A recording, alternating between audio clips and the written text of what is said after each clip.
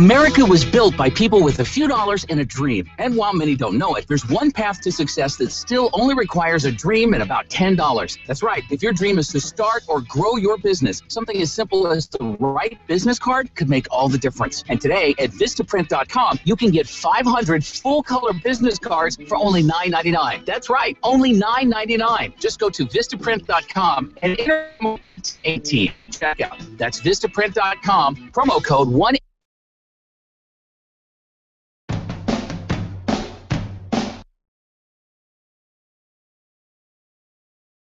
Saving hundreds of dollars every month on your mortgage. It's simple and easy. And for 4 years in a row now, J.D. Power has ranked Quicken Loans highest in the nation in customer satisfaction for primary mortgage origination. To learn more, call 800-QUICKEN. Visit jdpower.com for award information. Important terms and conditions apply. Call us for cost information. Equal housing lender. Licensed law 50 states and MLS number 3030. Trail Boss Solutions is an Alaskan-owned, nationally recognized top 500 construction and remodel firm. From our handyman services to our award-winning kitchen design and remodel, Trail Boss Solutions is fully licensed, bonded, and insured, and has the experienced professionals to take your project from initial design through completion on time and on budget. Please visit us on the web at trailboss-solutions.com or contact Trail Boss Solutions direct at 646-1403. Who was the last Alaska governor to see 16,000 new jobs created on his watch? Was it Wally Hickel, Jay Hammond, Bill Egan? The last governor to see 16,000 new jobs is our current governor, Sean Parnell. Alaska is in the middle of a jobs boom. Since Sean Parnell took office, the Alaska economy has produced some 16,000 new jobs. And you can bet there are more jobs coming. Listen to Jim Huffman, president of a trucking company in Fairbanks. This year we are buying new trucks, hiring new people. I could put 20 truck drivers to work tomorrow if we could find them. I give the credit to Governor Parnell. Alaska's economy is back on track. 16,000 new Alaska jobs since Sean Parnell became our governor. That's why Parnell 2014, Box 100719, Anchorage, paid for this message. Paid for by Vote No on 1 Anchorage, Alaska 99509. Leslie Ajukovich, Bob Berto, Rick Meistrom, Linda Leary, and Rick Boyles, co-chairs, approved this message. Top contributors are BP Anchorage, Alaska, ConocoPhillips Anchorage, Alaska, and ExxonMobil Anchorage, Alaska. And supported by 500 Alaska small businesses, labor unions, native corporations, and community groups.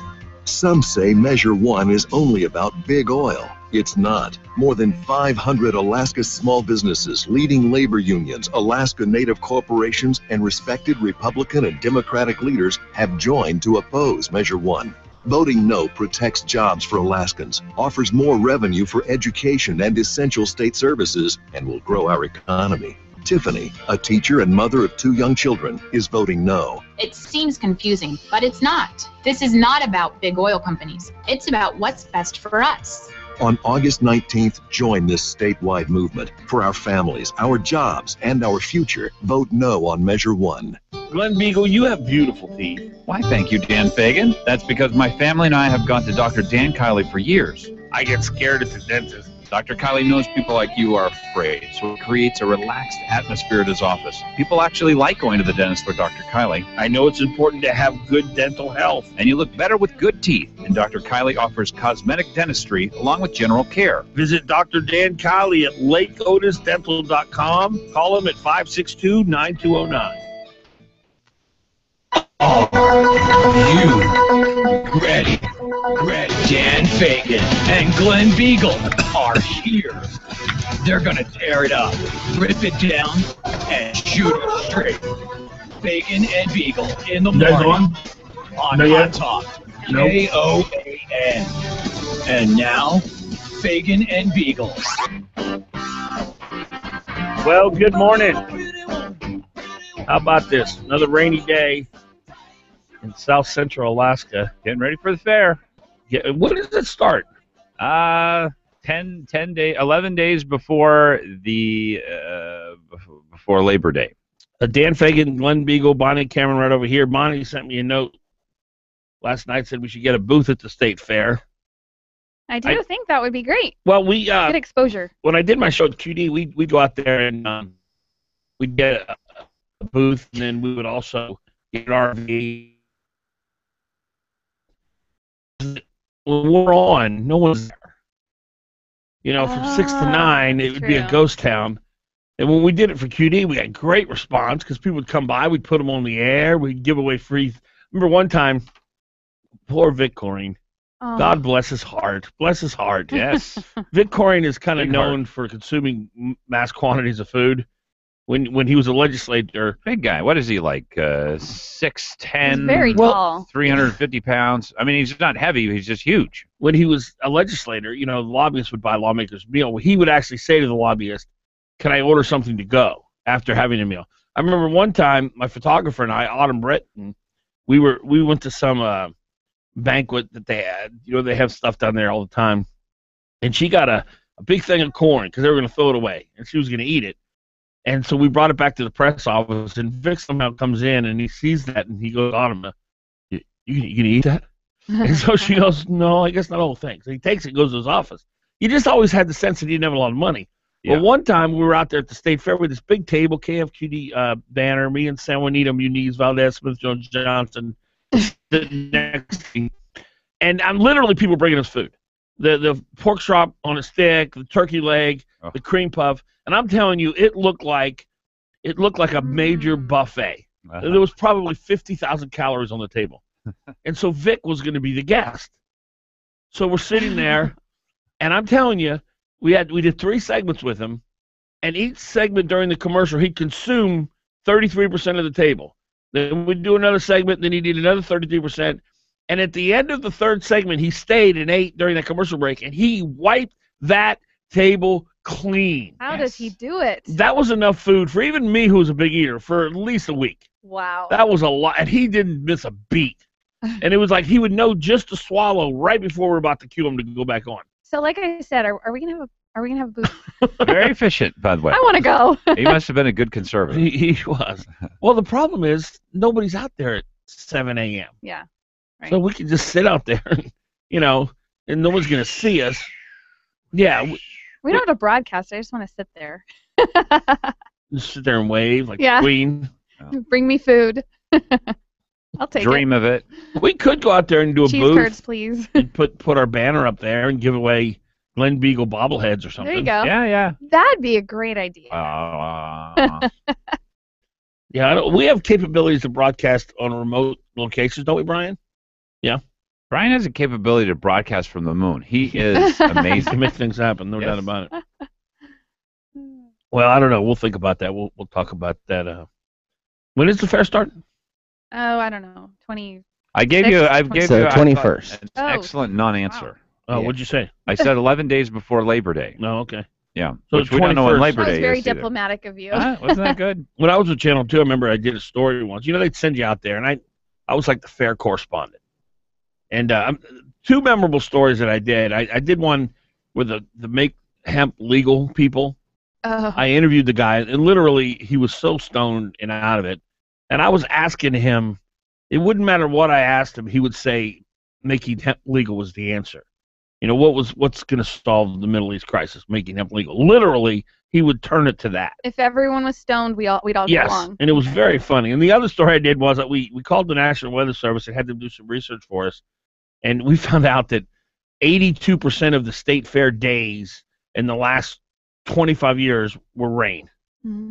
Literally, like it was a ridiculous number. Yeah. That's wow. fall in Alaska. Yeah. What, you counted any precipitation during the day? Yeah, did it rain that day in that area? Yeah, because, you know, sometimes the rain will come and the rain will go. That, you know, very true. That is a clear day. You call that a clear day. If the rain ever goes, clear day. Yep. Clear fair day. Yeah. That's good stuff. Hey, our number, if you want to join, it's 569-1080. And you know, I was thinking, why am I giving out this Valley number? Everybody has cell phones today. There's no such thing as long distance anymore. Right. That's like having a 1-800 number. Why? Yeah. Why? But that it's not going to cost you money to call 569-1080 if you're in Wasilla, right? Here you are, right now, part of our audience. No, unless somebody has a landline and. Who has a? You know what? I don't want people who have a landline calling this. Yeah. You know, another thing is I always forget to unforward it, so the Tom Anderson show starts and they're calling in here. Oh, is that right? Yeah, I always forget. So. Oh. Yeah. It'd be nice if we didn't forward it. Yeah. Yeah, that's all you need. 569-1080. People don't need to know that. But it's free. It's free no matter. You It's call easy from, to remember. You can call from Iowa and it's still free. Nobody has long distance anymore, right? I ran across a situation. No. Do you see this Don't look judge. on his face? Don't judge. Oh, I'm going to judge He's harsh. he's horrified here. What would you possibly? Well, it was a complicated situation, but I think we had like 7 lines on our family plan, which don't fit in one. You have to actually have 2 different plans in order to do it. Anyway, I don't want to get too complicated, but yeah, one of them was an in-state plan where you had statewide calling, right? And one was a national plan. Yeah, but bottom line is anywhere in state, it's local. Yeah, so that's my point. For the most part, if you're on a cell phone, right? If you're on a landline. But who uses? Do you have a landline at your house? No. Do you have a landline at your house, No. Bonnie? Did for years, but no. Only people, and I actually, when I got GCI hooked up a couple years ago at a place I was living, they had, they throw in a landline for $15 a month, and I said to the guy, says, "Who gets landlines anymore?" Says, "Only people who have ankle bracelets." Yeah. They're required. I used to use it for a fax machine, but now you can just have them scan it to you over email. Who even has a fax machine anymore? Right. Or a printer? Who has a printer? Well, you do need a printer. What do you need a printer for? Homeschool. Taxes. Oh, okay. Yeah. Got to have a printer. Taxes. I suppose Taxes. But you can scan. Absolutely. You can scan and you can do all that electronically. You can file your taxes electronically now. Scan all your receipts. I don't do that kind of thing. I'm not a fan of filing electronically. You? Yeah, I actually do. You do? I do everything electronically. Wow. Yes. Okay. There's nothing I don't do electronically. Well, I don't. I do it specifically because it's inefficient. I relieve myself electronically.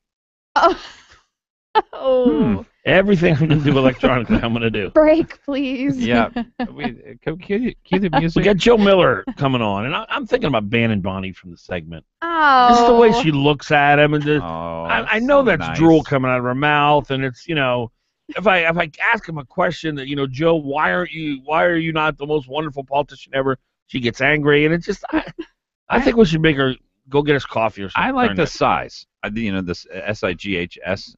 Yeah, you ask him a question. Oh. Yeah, you ask him a question, and she's like, that argument yesterday that Joe Miller is saying Mark Begich wants gang members to vote is like showing kids at the border. Honestly. It's the exact same, but it's the opposite, and I'm sticking to that. 614. Stay with us.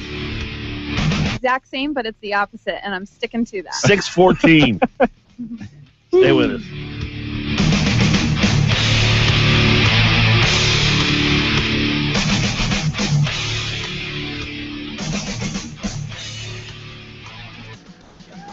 You're on with Fagan and Biegel. Give him a call, 569-1080, KOAN. Gold Bond presents Shaquille O'Neal. So I'm hanging out with my Gold Bond buddies, and they're like, Shaq, great job with the Gold Bond powder spray. People love it. So I'm soaking in the good vibes, kicking off my shoes. Next thing I know, they're coming out with a new foot powder spray. It's that time of year again. It's back to school time at Sicily's. We know you're busy, especially when it's back to school time. So Sicily's created the back to school special. Buy any large pizza at the regular price, get an order of 10 chicken wings at half price. Let Sicily's do the cooking and driving while you check things off your back to school to-do list. Take a break. Order Sicily's back to school special. Just call 333-8000. That's 333-8000. Or order online at sicilyspizza.com. Best ingredients, best pizza, Sicily. Call 333-8000, 333-8000. Call for Sicily's Pizza. Who was the last Alaska governor to see 16,000 new jobs created on his watch? Was it Wally Hickel? Jay Hammond? Bill Egan? The last governor to see 16,000 new jobs is our current governor, Sean Parnell. Alaska is in the middle of a jobs boom. Since Sean Parnell took office, the Alaska economy has produced some 16,000 new jobs. And you can bet there are more jobs coming. Listen to Jim Huffman, president of a trucking company in Fairbanks. This year we are buying new trucks, hiring new people. I could put 20 truck drivers to work tomorrow if we could find them. I give the credit to Governor Parnell. Alaska's economy is back on track. 16,000. Sean Parnell became our governor. That's why Parnell 2014, Box 100719, Anchorage, paid for this message. Did you know charitable gaming raises millions of dollars statewide for nonprofit organizations? Alaska Lottery is proud to support the Alaska Peace Officers Association and your Fur Rendezvous. In addition to our monthly lotto drawings held on the 30th of every month, we have a $30,000 cash sweepstakes drawing to be held on Monday, September 1st at the Alaska State Fair, with a grand prize of $20,000. Tickets are only $5 each or 6 for $20. Tickets are available at 3 convenient locations. The Tudor Charity Tabs, 343 West Benson Boulevard. The Tudor Charity Tabs Lottery Alaska kiosk located on the first floor of the 5th Avenue Mall. And the new Tudor Bingo Center, 1436 East Tudor Road. Call 56-LOTTO for daily updates on all of our lotteries. That's 565-6886. 565-6886.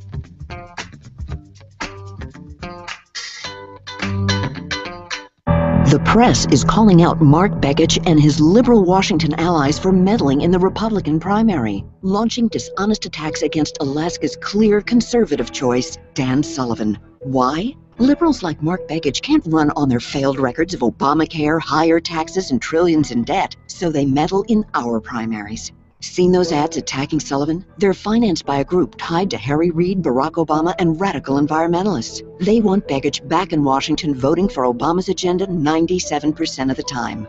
Dan Sullivan is a proven Alaska conservative. As Alaska's Attorney General, Sullivan sued the federal government to stop Obamacare. And as DNR Commissioner, he took on Obama's EPA and fought for Alaska energy jobs. On August 19th, vote for Dan Sullivan, a proven conservative who will put Alaska first.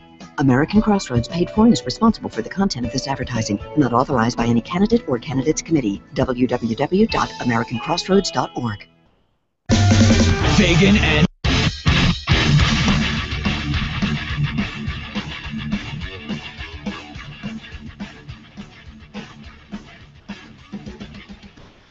All right, welcome back. 6:19 is the time. Fagan, Biegel, and Bonnie on the air on this August 13th, rainy day. Glad you're here, though.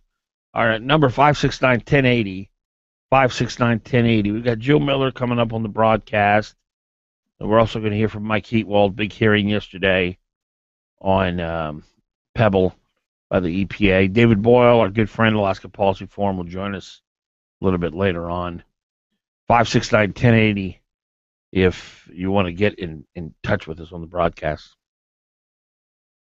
Man, we're headed into fair time. So glad to be a part here of Alaska, and I know that people they're just so worked up over this election. They're worked up over the different propositions that we're going to be dealing with. But here's the one thing that I'm sort of I believe we're going to work through with this. And I don't know whether you saw the piece, but Miller came out and said he's not going to run third party. Did you see that, Dan? I didn't get a. Did he give you an emphatic answer? Yeah. That was an Amanda blog, right? Right, and it was also a Newsminer as well. And I kind of take this to mean, because there's nobody who's been wronged more than Joe Miller by the Republican Party and by the establishment. Been wronged. Right. And frankly, I was wronged by them too. And I take Joe's change here, and I think it is. I think there is a change here that he realizes we have to do something that's going to help us win, and him running as a third party won't make that happen. I really think that this is a big indication, by the way, to people who are his supporters, that I'm not taking your vote as permission to elect Mark Begich. I'm taking your vote as a vote of confidence for me and for conservatism, and I accept that, and I thank you for it, but that is not an okay from you to go ahead and run third party against Mark Begich, and that I won't do. I took that as a positive sign. I thought it was really amazing that he did it before the primary. I mean, that he came out and said that before the primary. I'm wondering I want to hear his thoughts on that. Yeah. I'm not impressed, and he should have done it a long time ago. I mean, it's all selfish. There was nothing but selfishness in that. There was no upside for the party, the country, for anybody. Don't you think he had to kind of see what public opinion would be first? Like No, the right thing to do is to support the nominee. Well, So hopefully it'll be him. I'm not impressed. Well, my guess is he found out more about the men he's running against, and that's my guess. Because if these guys did turn out to be Elise Murkowski, then my guess is he wouldn't have supported him. He may have run third party. I think he believes, as I do, that he's not running against somebody who, both me, Treadwell, and Dan Sullivan in some way are looking at limited government in meaningful ways. So that's the way I took it. I don't know. We'll have him in later though today, and we'll ask him about it. But my computer is literally not working. This is amazing. So I can't go to mandacoin.com. Can you read to me what he said? Yes. Specifically, because I didn't take it as a definitive when I read it, but maybe I was. Let's see. Quote of the day from Joe Miller on third-party bid for a piece on the GOP primary Senate race in Alaska.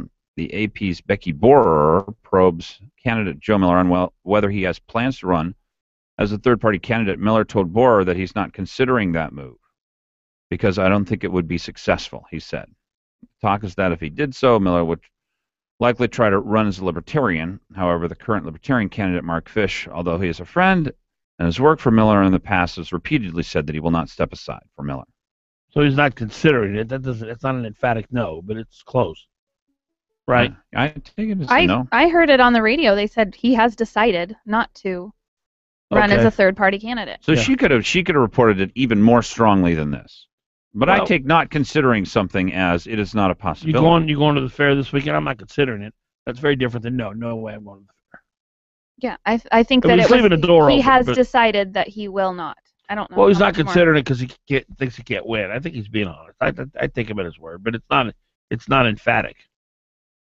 It's not emphatic, but it's close enough. It's good enough. Yeah, well, he'll be on 8 o'clock today. What do you think the biggest question that he hasn't answered or that he should answer for the public is yet? I don't know. I mean, it seems like we know his positions. We've gone round and round. I wonder if he is I don't know, reconsidering the piece that was put out about immigration and gun control. I wonder if he understands, because people called up, and I was listening specifically to the language of the callers called yesterday about it, and they said, I'm not concerned with whether or not people are offended. That this is an indication. I'm not concerned either, Glenn. This is where you and I are totally different in our approach to the show. Mm-hmm. You were talking about strategy. You were talking about how it's going to affect this, how it's going to affect this. I have one criteria when I give analysis of something. Is it true? Truth. I don't care if it affects the whole world adversely. I don't care if it affects the whole world positively. I don't care who it causes to do this or who causes to do that. Is it true? Okay. And it is not true. Yeah, your interpretation of what he had to say versus the words on the page, that's not true. Using gang members Although in a gang members picture are coming across. and then saying Mark Begich wants these guys or them to vote. Right. Is not true. It was inflammatory, but you were inflammatory a lot. It was the intent to deceive. Like saying Joe Miller handcuffed people? Yeah. Here. You know I'm joking about that when I joke. I don't think a lot of people know that, though. It's like All saying... right, for the record, Joe Miller did not personally handcuff Kyle Hopfinger or whatever his name is. Tony Hopfinger. It's like... He had his crazy, goonish, why they were there in the first place, I'll never know, security detail do it. Wow, that's a really big difference. He actually didn't do that. That's not true either. He didn't have his detail there. He didn't have a security detail there. He did not request anyone on election anyone. night. The election night. Am I wrong on this? On election night, he's walking around Election Center with bodyguards. Yeah. What's up with that? That's not normal. Okay, but were those bodyguards handcuffing everyone too? No, but why would he be walking around with bodyguards? Agreed. Was that true? Can you prove that? Yes. Okay. Well, it's just like passing on the whole Sarah Palin thing, I can see Russia from my house. People actually think she said that. She said you can see Russia from Alaska. You can see it from one point in Alaska, right. Yes. But what she said, and it was in an interview with Katie Kirk, I just saw it the other day, because Kurig's saying, how do you have national security credentials? She said, well, there are places in Alaska where you can actually see Russia. And what's wrong with that? That is a ridiculously stupid answer to a question. What gives you foreign policy She's experience? trying to tell people how close we are to Russia. And that gives you foreign policy experience? She headed up the National Guard. That's pretty good national security experience. So that would have been a good answer. I think that's what you should have answered for her. And then she's so deceptive. And then she goes on, there are trade missions that we do, but she's never been on one. And she worded it just perfectly where, Kurik would have thought, well, have you ever been on one? Well, no, I actually don't have a passport. But, there are people in the state who do go on them.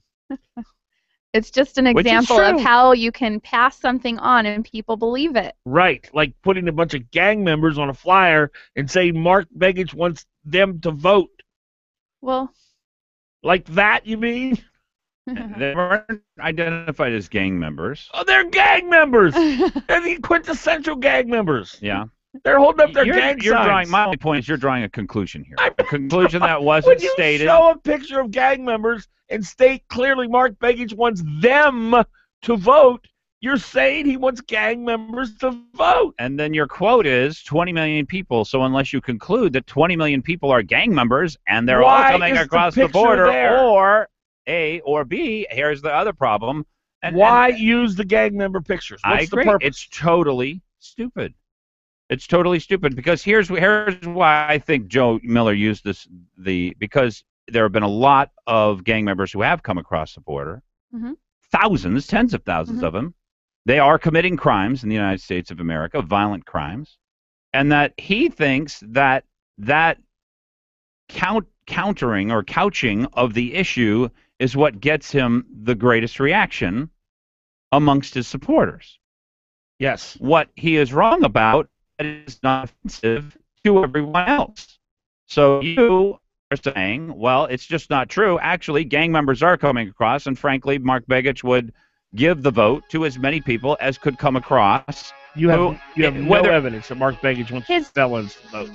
His whole point was that your Second Amendment's going away if that many people come across. And he's deployed deception to point it, to prove it. 629.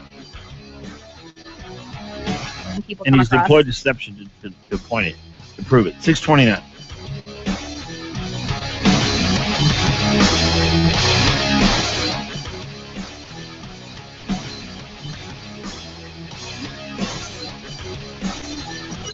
Fagan and Biegel on Hot Talk KOAN and online at 1080KOAN.com.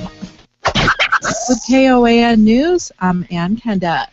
The Alaska Public Office Commission has approved an advisory opinion that lawmakers can use their legislative websites, which are considered a state-owned resource, to make their positions known on ballot measures. The committee found that since it directly relates to their duties, a state resource can be used with that purpose. The reward for information that leads to arrest and conviction in a case in Matsu has increased from $10,000 to $50,000. Chelsea Cox-Bond and Tobias Siegel were shot to death on April 21, 2012. Supporters do not believe a theory that it was murder-suicide and have now increased their reward offer for information that proves that someone else committed the crime. Remains found in a southwest village are believed to be those of a Bethel man who vanished in October. 37-year-old Nick Cook and another man departed Bethel in a boat to go to a funeral and never arrived. That's your Hot Talk News Update. It will be cloudy throughout today with a few showers, high 63. Mostly cloudy tonight with a brief shower or two, low 53. For tomorrow, it will be mostly cloudy with a few showers, high 63. Friday, sunshine will mix with clouds. Will be a few showers around, high 64. Saturday, expect sunshine. It will turn cloudy with a passing shower or two, high 62. Hot Talk, breaking news, and the latest weather. KOAN 95.5 FM and 1080 AM. Call 333-8000, 333-8000, 333-8000. Mama says please pizza call. 333-8000, 333-8000, 333-8000. Sicily's. It's that time of year again. It's back to school time at Sicily's. We know you're busy, especially when it's back to school time. So Sicily's created the back to school special. Buy any large pizza at the regular price, get an order of 10 chicken wings at half price. Let Sicily's do the cooking and driving while you check things off your back-to-school to-do list. Take a break. Order Sicily's back-to-school special. Just call 333-8000. That's 333-8000. Or order online at SicilysPizza.com. Best ingredients, best pizza, Sicily. Call 333-8000, 333-8000. Call for Sicily's Pizza. Joe Miller, family man, decorated combat veteran, judge, conservative leader. I'm running for U.S. Senate because I am a believer. I believe government should balance its budget just like our families do. Support balancing the budget by law, so we stop Washington politicians from looting the treasury. I believe in the rule of law. That's why I support the aggressive enforcement of Americans' immigration laws and why I oppose amnesty for illegal immigrants. It's also why Barack Obama should be impeached. I believe in life and liberty. That's why I'm endorsed by leading pro-life and pro-gun rights organizations. I believe in family. With 8 wonderful children and a loving wife, I want every Alaskan son and daughter to have their shot at the American dream. I'm Joe Miller, and I approve this message because we must restore the America we love. Paid for and approved by citizens for Joe Miller. Do you own your own business? Are you thinking about starting one? Are you an employee who wants to get the job done the right way and move up the corporate ladder? Well, this is the show for you. Innovation, technology, and professional business advice you can use. Listen to Getting Down to Business with David Weatherholt on Hot Talk KOAN 95.5 FM and 1080 AM every Saturday from 8 a.m. to 10 a.m. Your small business resource with advice you can use. 8 stars of gold on a field of blue. Alaska's flag, may it mean to you. I'm an Alaskan, and I'm really tired of Mark Begich and Meade Treadwell attacking Dan Sullivan. Treadwell supported Democrats in the past, but now he's acting like Begich and making ridiculous attacks he knows aren't true. Sullivan stood up to Obama as Alaska's Attorney General, fought for access to our fish and game, and brought new oil and gas jobs to Alaska. Dan is as Alaskan as it gets. My name is Athena Fulton, and I really believe that Dan Sullivan is the only candidate who can beat Mark Begich, and that would be good for Alaska. Alaska's Energy America's Values paid for and is responsible for the content of this advertising. Not authorized by any candidate or candidates committee. EnergyandValues.com.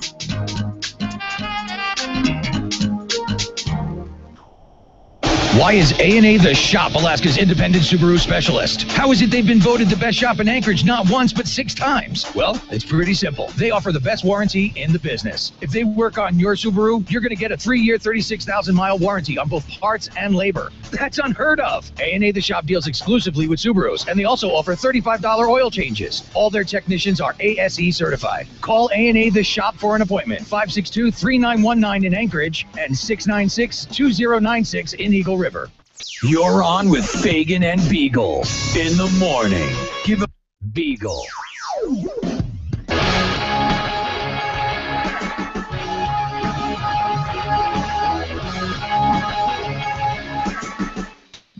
All right, welcome back to the broadcast. 6:35 is the time.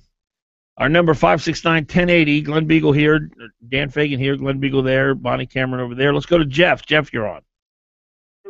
I was going to call. I didn't know Joe was going to be on. I'm going to call anyway. But if you guys could, my big dilemma is who to vote for. Obviously, any of them will work, but my favorite is Joe Miller, but I'm not sure he can win. Can you convince me why? I mean, the fact that can he actually beat extra baggage or not? I mean, he cannot win unless you vote. He says his answer to that is that contrast is what causes victories. That people like Bob Dole and John McCain and the go along to get along crowd don't contrast the liberal, and he contrasts Begich more than the other candidates. That would be his answer to that question, Jeff. And he can speak clearly and concisely and explain his positions. Okay, then we got to express that to the public somehow that he can actually beat baggage.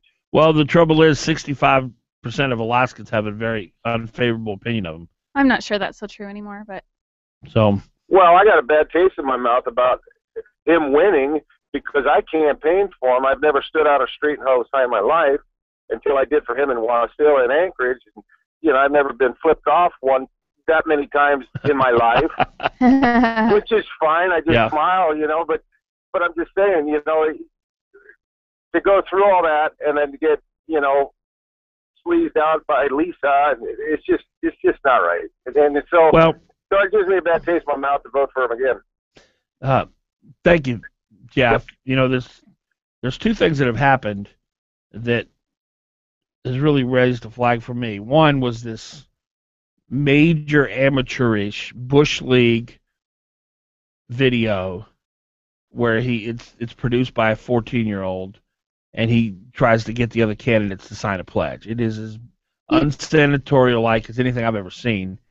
The other thing that really raises the red flag is the tone deafness in which this flyer that he produced with these gang members exhibited, the political tone deafness. Now, when he gets into the general against Begich's millions and the Daily News and Channel 2 and Channel 11 gunning for him, it's going to be Implosion, Joe Miller Implosion, the sequel. Those two things right there indicate to me that he just doesn't have, there's something missing there. Tone deaf. He's not getting it. I mean, he's got no one in his camp that would say, you're going to put a bunch of gang members up there and you don't think the media is going to do a story on that as though you're a racist? Of course they are. Bonnie, you're shaking your head. I know Joe Miller's not a racist. I never said he was a racist. But the media thinks everybody's a racist who has an R in front of their name. So you'd rather just keep going with what we've been doing and, you know, getting Honestly, these is that what I said? lukewarm Is that politicians. what I said? Is that what I said? I don't know. Have you? No, that's not what I said. Well, I said you're the guy going doesn't for the know how to lukewarm. run. You're for going for office. the lukewarm I'm politician. going for somebody who's got a little sense. I don't know that. I don't know that your guy does compared to Dan Joe. Sullivan? Compared to Joe Dan Miller. Sullivan is the most qualified human being ever to run for office in Alaska, period. That's your opinion. He's a once-in-a-century politician. I like Joe Miller's stance on the I issue. know. Dan Sullivan that's a will great not comeback. take. You keep repeating it hundreds of times. He I will like not Joe take Miller. a I like good Joe Miller. stance on any I like Joe issues. Miller. Dan Sullivan doesn't take a stance. I like Joe Miller. Dan Sullivan takes a stance. I've heard that before. What do you like about Dan Sullivan, other than his record, which Other we've than heard his- about? Other than his record? What do you like about Dan Sullivan other than his record? What an idiotic That's question. all I hear about is his record. That's important because that's what he's done. How else do you What are evaluate his politicians? stance on the issues? I want to hear his clear stance on the issues. He won't give us anything. I know where he stands on everything. Did you hear his answers in the debate the other I day? know where he stands. There's not an issue that I don't know where he stands. So do you know that he will not let he will not vote for amnesty?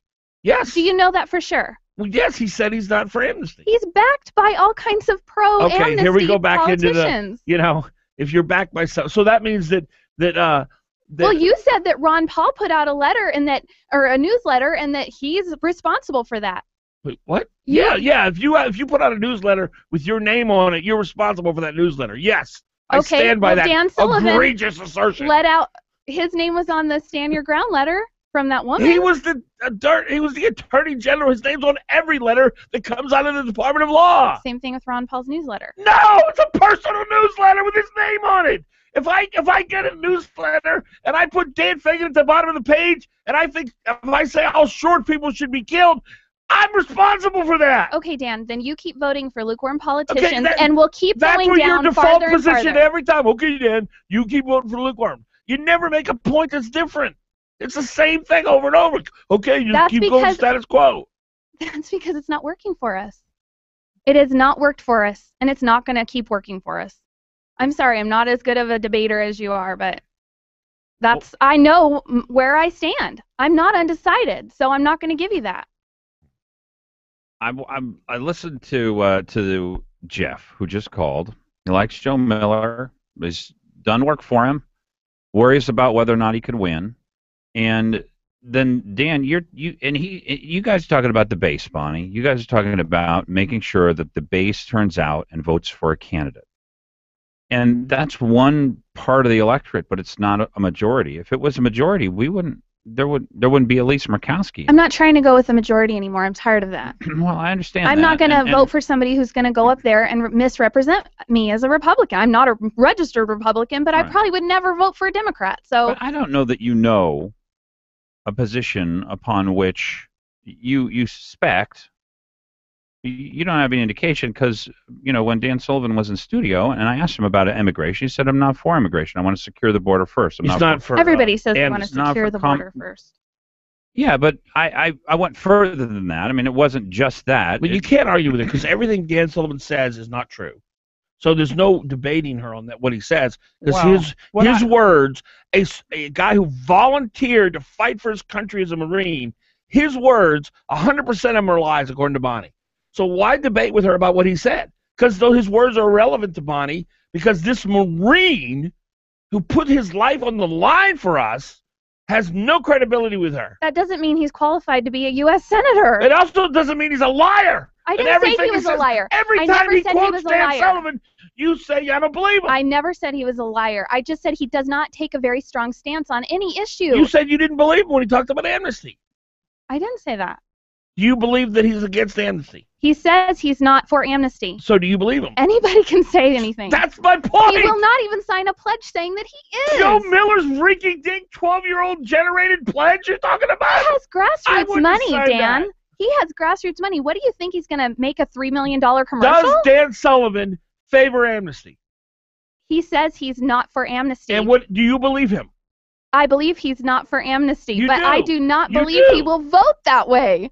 I do not believe he would vote that way. God. Well, I think he would.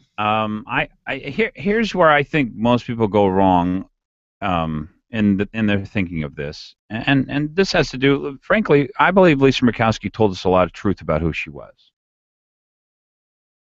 I don't think she was confused. I don't think that she misrepresented herself. I think Bob Dole, through his history and all of the things he voted for, I think he told us who he was. I think we knew who people were. I think when liberals run, they misrepresent themselves. Well, I'm for a limited government. I want to make sure that churches do the right thing. That they take care of the poor. They're not for any of that kind of stuff. So I look at the left-right divide as different than the conservative, than on the conservative side of the aisle. I do believe, and maybe I'm alone in this, but I guess it's my belief. I believe that Meade Treadwell has become more conservative as he's run, and that if he is misrepresenting his position, that it's on just a few things. It's not in large measure. I believe Lisa Murkowski was honest when she ran. So what you're confusing is Lisa Murkowski told us who she was, and we elected a liberal to office. These guys are telling us they're conservative. And yet you still think we're going to elect a liberal to office. That's the part of it that I don't get, and that's part of it I'm having difficulty with.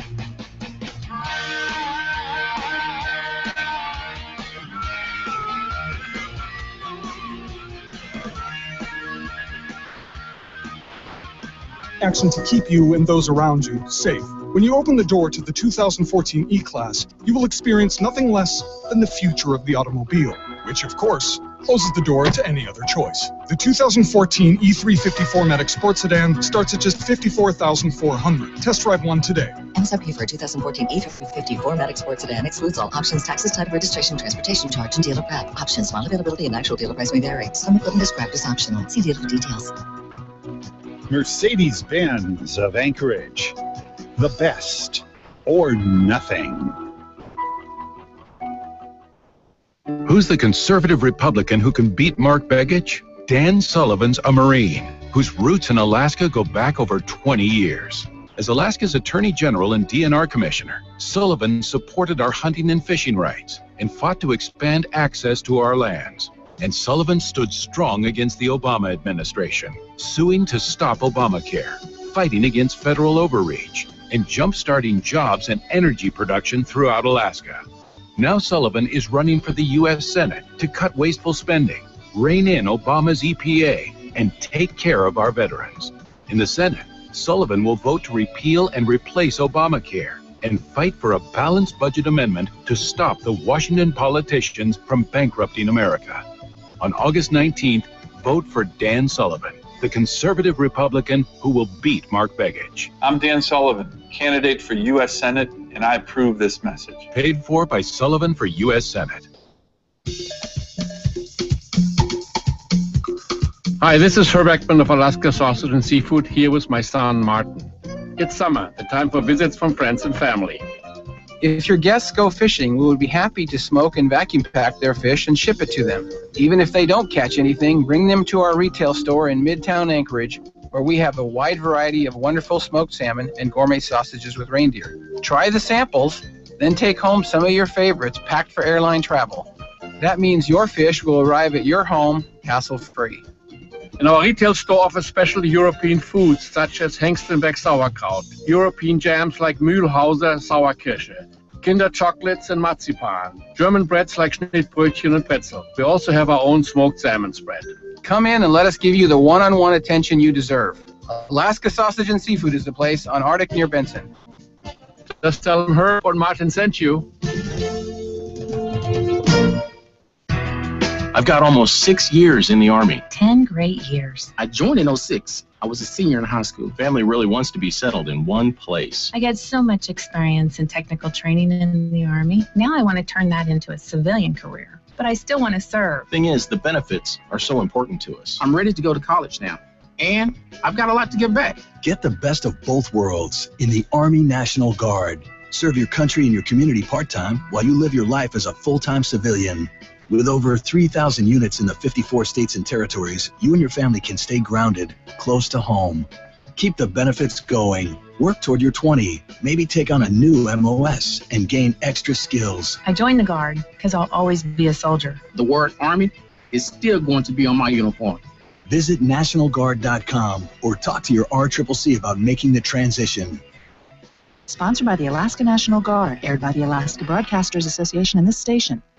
Incorporated. Live responsibly.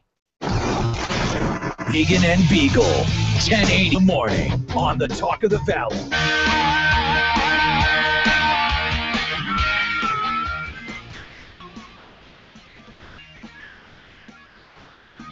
All right, welcome back to the podcast. Dan Fagan, Glen, Biegel, Bonnie Cameron. I love my computer. I have so much tied up in it. It's my lifeblood. It is literally. It's a member of the family. It's a part of my physical body. It's like a liver or a kidney, and now it's broken. It's huge. That's a huge blow. I have a huge insurance policy out on it if it gets stolen or anything. Actually, you know what? I think that might cover. I think that might actually cover. I can steal it for you if you want. We won't tell anybody. Well, we're on the air right now. We're broadcasting. Oops. But no, I think you know what? Now I think about it, it does. As long as there's not neglect, I think it may cover damage. So that's good. Well, that's good. So anyway, that got me in a bad mood, and then what else got me in a bad mood? I don't know. Focusing on bad things. The weather, you know. No, I don't care about the weather. That's all right. I understand that. That's just part of the game. Yeah. 569-1080, 569-1080. That's the number here in Anchorage if you'd like to be a part of the broadcast. 569-1080. Don't forget our good friends Frank and Becky Earhart over at Earhart Roofing, their son James. And they're a great company, great people.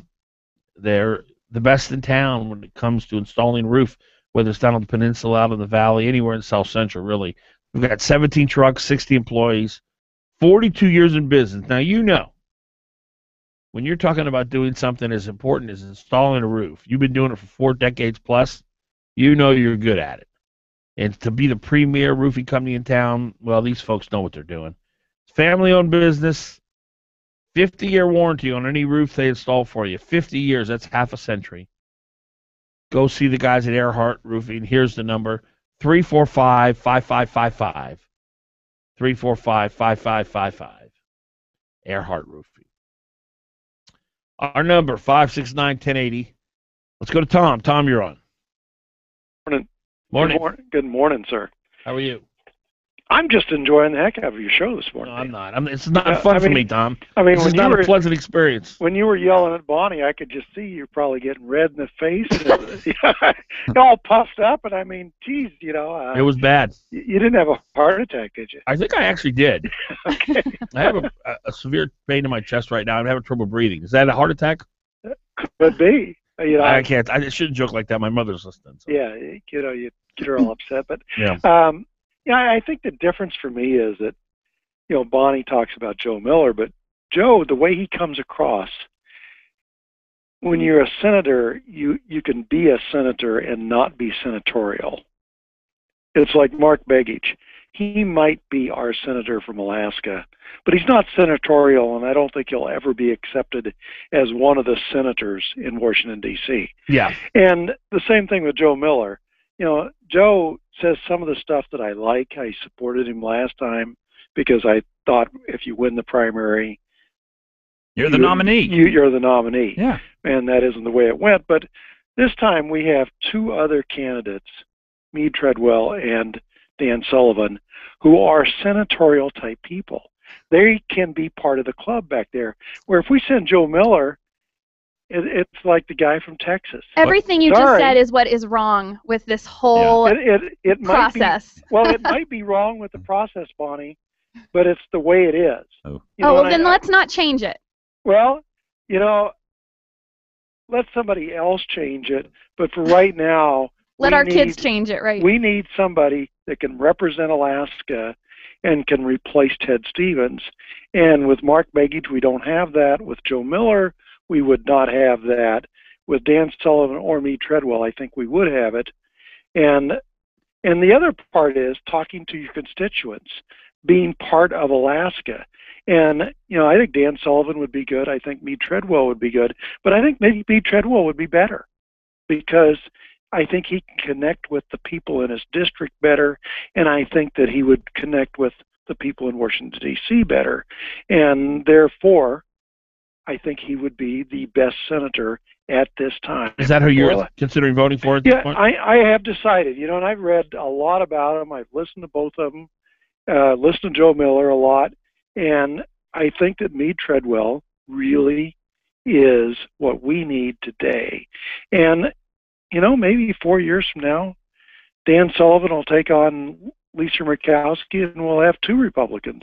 Well, according to the polls, Dan Sullivan's going to be taking on Mark Begich here in about a week. Well, and that's okay. I can support either one of them. Yeah. I'm just saying that I would rather have Meade, but if Dan's the candidate, and I gave them both money, and I wanted both of them to get their messages out. It's a tough choice between the two. Yeah. I mean, it's like, you total up the two columns and you come to 1,000, and one's at $9.99 and one's at 1,000. I mean, it's that close. I can't remember a race in Alaska history at the time that I've been here. You've had two candidates of such prominence running against each other. And then the difference is that they have Mark Begich, who just, I read what comes out of Washington. I read what's in the New York Times on Sunday, and he's not an issue. Yeah. He's just not playing the game back there, and I don't will. Tom, thanks for the call. Okay, have a good day. 569-1080, 569-1080. Greg, you're on. Hey, good morning to you guys. Hey, I just got to support something Bonnie just said. One of the problems we have is the go-along to get-along crowd in D.C., and Tom just mentioned that, Dan Sullivan or Meade Treadwell would fit in that club. I agree with her 100% on that. And by the way, as far as being senatorial, if anybody watched that KTVA/ADN debate at the Whitney Williamson the other day, he was entirely senatorial, and in my opinion, more so than the others. And if I can say, the only reason, look, Dan Sullivan and Meade Treadwell are good folks. Don't get me wrong. The only reason I can't support Meade Treadwell is because of his support of the UN. And Dan Sullivan, all the money he's gotten from the Good Old Boys Club really is a concern to me. I am totally behind Joe. And by the way, if he's on this morning, can you please get that handcuffing thing out and aired and behind us? Because you'll find out that Joe has information on that will astound you. Like what? The actual details about the handcuffing itself, who the person was that did it, who they're working for, Well, what's the Very information? important, very important detail. Well, what is let it? him tell you about it. Well, what is it? Let him tell you about it. He was an Obama supporter and an FBI informant, as I recall. Mm-hmm. He knows all the details. But you really need to get that So aired. you saying Obama planted somebody in the Miller camp? The FBI did. The FBI planted somebody in the Miller camp.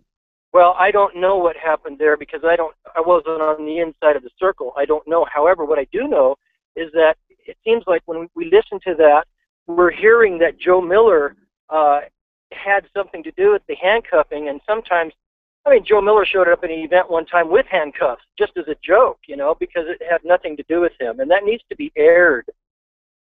Well, you don't deny that he had a security team there. No. Right. Okay. You don't find that a little odd? But I'll tell you, with the volatility that was going on during that race, I don't blame him at all for having a security. Well, he was detail. required to have a security detail. That was the agreement with the school. Is they required in the contract that he have a security detail. I don't know that. What I will say is this, though, that there's a vast array of difference between what you consider to be a security detail. You just could have said, "This is my security detail. His name is Joe, and Fred, and here he is, and he's my security detail." They went beyond that, far beyond that, and hired this group, and the rest is history.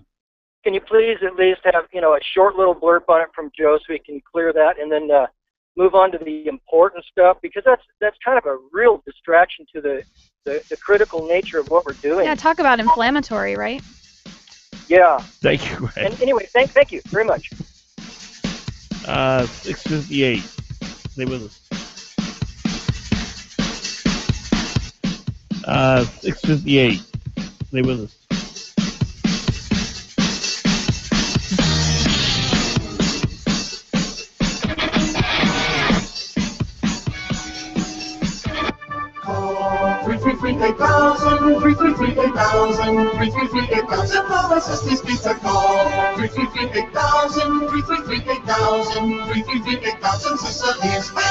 It's that time of year again. It's back to school time at Sicily's. We know you're busy, especially when it's back to school time.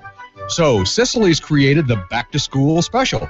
Buy any large pizza at the regular price, get an order of 10 chicken wings at half price. Let Sicily's do the cooking and driving while you check things off your back to school to-do list. Take a break. Order Sicily's back to school special. Just call 333-8000. That's 333-8000. Or order online at SicilysPizza.com. Best ingredients, best pizza, Sicily. Call 333-8000, 333-8000, Sicily's Pizza. There's talk, and then there's hot talk. KOAN, Anchorage, 95.5 FM and 1080 AM. Fox News Radio, I'm Lisa Brady. Boats instead of cars in some neighborhoods on New York's Long Island after a foot of rain as a storm system that flooded southeast Michigan swamps the northeast. Fox News Radio's Tanya J. Powers with more live. Lisa, Islip, Long Island has gotten an summer's worth of rain in one storm. The rain started Tuesday evening, leaving roads flooded and fire crews rescuing people in boats in some areas. The same storm has dumped 3 to 5 inches of rain per hour on parts of Rhode Island. Nearly 6 inches of rain reported at Baltimore's airport and in the southwest. A different monsoon storm caused flooding that closed some streets and made water rescues necessary in Phoenix and downed trees and power lines in Tempe. Lisa. Thanks, Tanya. Heavy rain also blamed for a landslide and train derailment in the Swiss Alps. Fox News Radio's Simon Owen, live in our European Bureau.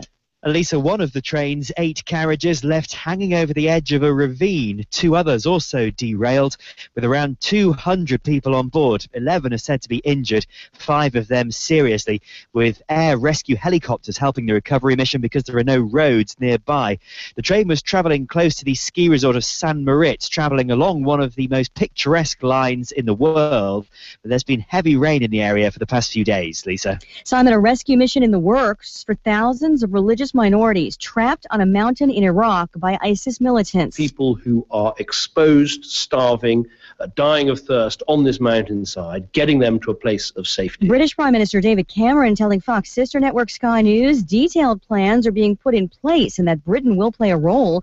The U.S. now has an additional 130 military advisors on the ground in Erbil, but hasn't confirmed any rescue mission plan. The UN says the number of people killed in eastern Ukraine appears to have doubled in the past 2 weeks. They're calling it an escalating trend of violence. Fair and balanced. America was built by people with a few dollars and a dream. And while many don't know it, there's one path to success that still only requires a dream and about $10. That's right. If your dream is to start or grow your business, something as simple as the right business card could make all the difference. And today at Vistaprint.com, you can get 500 full-color business cards for only $9.99. That's right, only $9.99. Just go to Vistaprint.com and enter promo code 1818 at checkout. That's Vistaprint.com, promo code 1818. Attention homeowners, I'm Jay Farner, president of Quicken Loans. We've told you about HARP in the past. There are so many more of you who could be saving hundreds of dollars every month on your mortgage. It's simple and easy. And for 4 years in a row now, J.D. Power has ranked Quicken Loans highest in the nation in customer satisfaction for primary mortgage origination. To learn more, call 800-QUICKEN. Visit jdpower.com for award information. Important terms and conditions apply. Call us for cost information. Equal lasting lender. Licensed law 50 states and MLS number 3030. This is Dr. Ellenberg. Are you tired of taking medications? Do your medications create more side effects than solutions? Do you want more than 15 minutes with your doctor? If you answer yes to those questions, you should consider calling the Ellenberg Center for Natural Medicine. At our center, we take the time to listen and focus on finding the cause of your health problems. Whether you have a cold, high blood pressure, diabetes, or cancer, we can help. Call the Ellenberg Center for Natural Medicine at 563-2366 or visit us online at drellenberg.com. We can help. Who was the last Alaska governor to see 16,000 new jobs created on his watch? Was it Wally Hickel, Jay Hammond, Bill Egan? The last governor to see 16,000 new jobs is our current governor, Sean Parnell. Alaska is in the middle of a jobs boom. Since Sean Parnell took office, the Alaska economy has produced some 16,000 new jobs. And you can bet there are more jobs coming. Listen to Jim Huffman, president of a trucking company in Fairbanks. This year we are buying new trucks, hiring new people. I could put 20 truck drivers to work tomorrow if we could find them. I give the credit to Governor Parnell. Alaska's economy is back on track.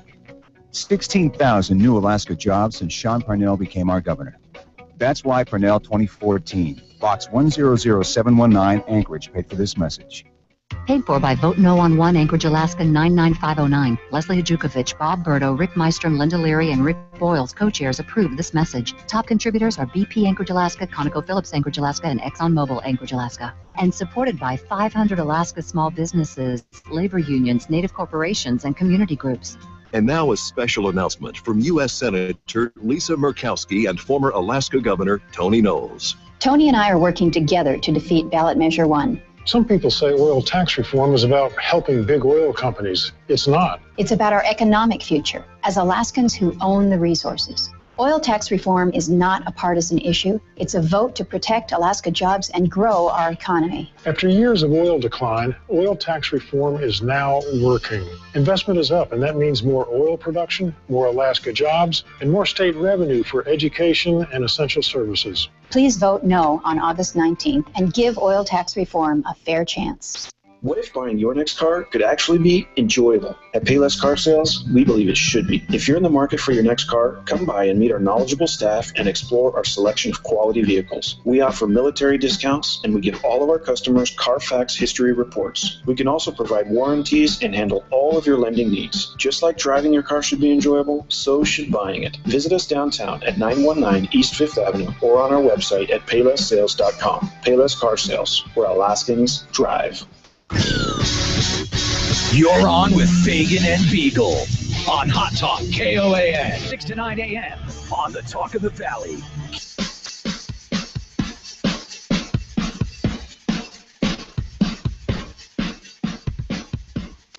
.706 is the time.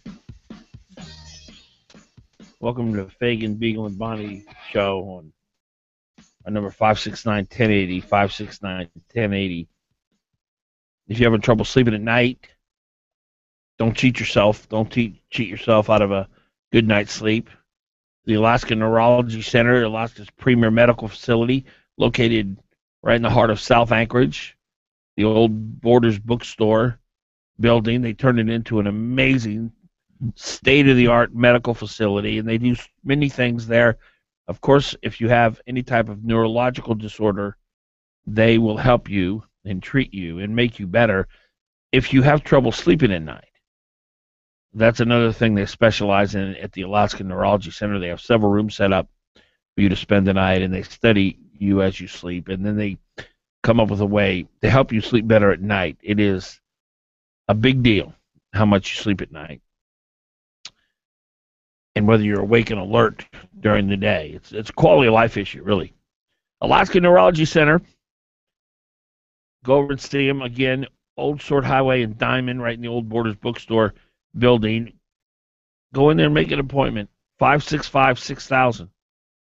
565-6000. I'll give you the number one more time. They're not in yet, but you can leave a message. I'll call you back. Here it is. 565-6000, the Alaska Neurology Center.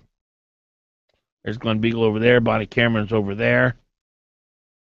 Amanda Coyne has some new figures out on the race, the giving, right before the primary. Parnell's doing really well.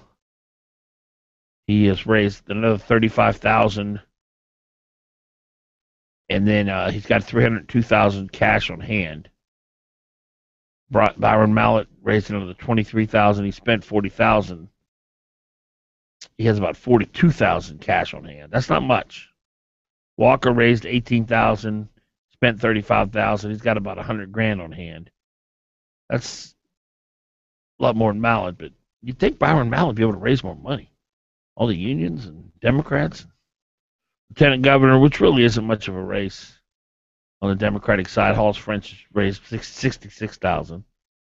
I was surprised to see Anand Dubé only raising $3,145 in the last cycle, and then he only has $3,700 to spend. Fignani raised $6,700. He's got about $13,000. Why do you think Dubé's having so much trouble raising money? He's not establishment? He's not trying to raise money out of his district. He's trying something essentially new that we haven't seen. Not out of his district? Yeah, 93% of his funds that he's raised are from within his district. Oh, within his district? Yeah. Not from outside of his district. Yeah. And that's news. He's trying this. He doesn't like the fundraising aspects of running for office in this sense. He doesn't mind going out and asking businesses who are in his district, hey, look, I'm running. This is my platform. I want to do this. He does that all the time. Every house he goes to, and he's gone to thousands and thousands of houses. But the industry and establishment type fundraiser process, he just hasn't done. So he spends his time going out to individual people, individual businesses. Look, I think it's a smart strategy. We'll see whether or not it works. He's got $3,700. Yeah. That's not a smart strategy. Well, how can you say that's a smart strategy? Well, if he gets, you can't even buy my 65% of the Republican vote. He can't even buy my computer that just broke for $3,700. If he gets 65% of the Republican vote in the primary, then what will you say? Think he will? Yes. Yeah, I think it will be 65-35 of the Republican voters. But people vote in the Republican primary. Yeah, in the primary, not registered Republicans. People who vote in the primary. Right. Mm-hmm. And what makes you think he'll do that much better than Fignani? Well, the number of signs that he has, the number of houses that he has visited, and he really has been working all over the political spectrum. He goes to every house basically. What did he do against Lindsey Holmes when he ran? 44 or 45%. What did she get? She got 55, but that was in the general. She was running as a Democrat. He got 100%, of course, of the Republican-leaning voters, and he's got to expand that in order to get a few more, and we'll see if he's successful. Although this will probably be a down year for liberal turnout, I would guess, because Obama's such a disaster. So during this primary especially, huh? Yeah. That'd be my guess. Let's hope so. I know this Jim Culver guy out in the Valley. The last thing he is a Republican. Yeah. You know him? Yes. But he's running for Republican. He's raised a ton of money from the unions. Yeah. He ran against Carl Gatto.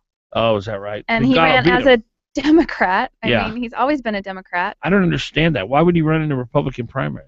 Because it's a Republican area, and a lot of people will look and see the R, and they'll say, "Hey, you got an R next to your name." Right Not just on. that, he puts on his signs Republican. You know, Republican, whatever, representative or whatever it is. But he's done a lot of positions in the valleys. I think he's done school board, and he was deputy borough mayor. I think. So this George, is it Rauscher? Yeah, George Rauscher. American Family Council endorsed. Yeah. He's strong. This is a very, very good candidate. If people are looking for some guidance out there, I hope people have gotten a chance to talk to George. Very approachable. Well, Jim Culver's got fully Alaskan. 13,000 on hand. Done everything. Eric Feige, he's got 10 grand. Well, what's his story? He is the incumbent. And then Rauscher, you know how much money he's got on hand? Not much. $491. He spent it all. Well, he only raised $1,100. Yeah. I don't know how he's going to do it. Although he has done door knocking. You know, you can win a house race. Oh no, I'm sorry. Knocking. Rauscher's raised a total of 8,000. That 1,100 was the last cycle. Yeah. Feige 11,000 and Culver 37,000. Of course, that's unions. Yeah. Well, you know, I almost would suggest that the people who get the least amount of money should probably win in most races these days, because no, I'm not talking necessarily about the Senate race, just that if you're looking for people who don't have as close a ties to the $12 billion that's going to be spent by the state of Alaska, and you only want them to spend 10. Here's what she writes about the this is Amanda Corn writing about the Lena Johnson Bill Stoltz race. She says things have gotten pretty nasty, with Johnson accusing Stoltz of unethical behavior. She made such accusations on the Dan Fagan Glen Biegel show. She didn't have a shred of proof, however. And Stoltz went on the show the next day and unequivocally denied the charges. In any case, Stoltz is the odds-on favorite here. He got the support of the majority of the Valley delegation and has many endorsements, including most recently the Alaska Family Council in the NRA, and has historically drawn big support in Chugiak side of the district. That's pretty big to get the Alaska Family Action and the NRA. He's got 21,000 on hand. She's got 2. So she didn't come out with any more information about Stoltz. I mean, I put a call in. Do you think that she wanted to say what she said when she was in the program with you? I don't think so. Okay, you pulled it out. I think so. What do you think? Well, I don't know. What? I'm just surprised that people think that the information will come out some other way, or that but I know that it falls to individual people who were talked to in order for them to substantiate her claims. That just has to happen, though. That it's so important for politics for us to do that. 7:14 is the time. For politics for us to do that. 7:14 is the time.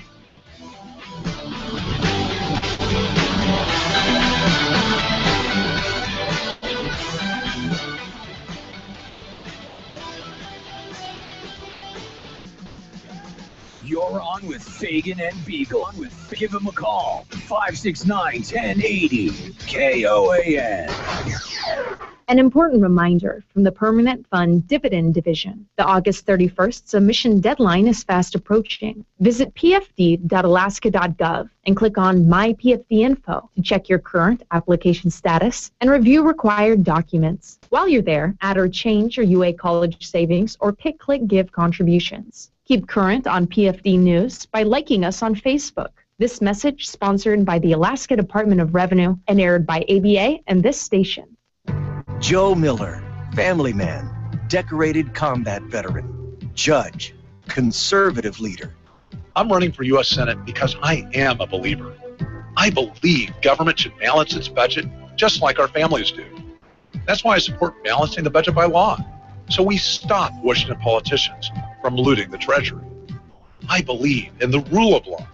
That's why I support the aggressive enforcement of Americans' immigration laws and why I oppose amnesty for illegal immigrants. It's also why Barack Obama should be impeached. I believe in life and liberty. That's why I'm endorsed by leading pro-life and pro-gun rights organizations. I believe in family.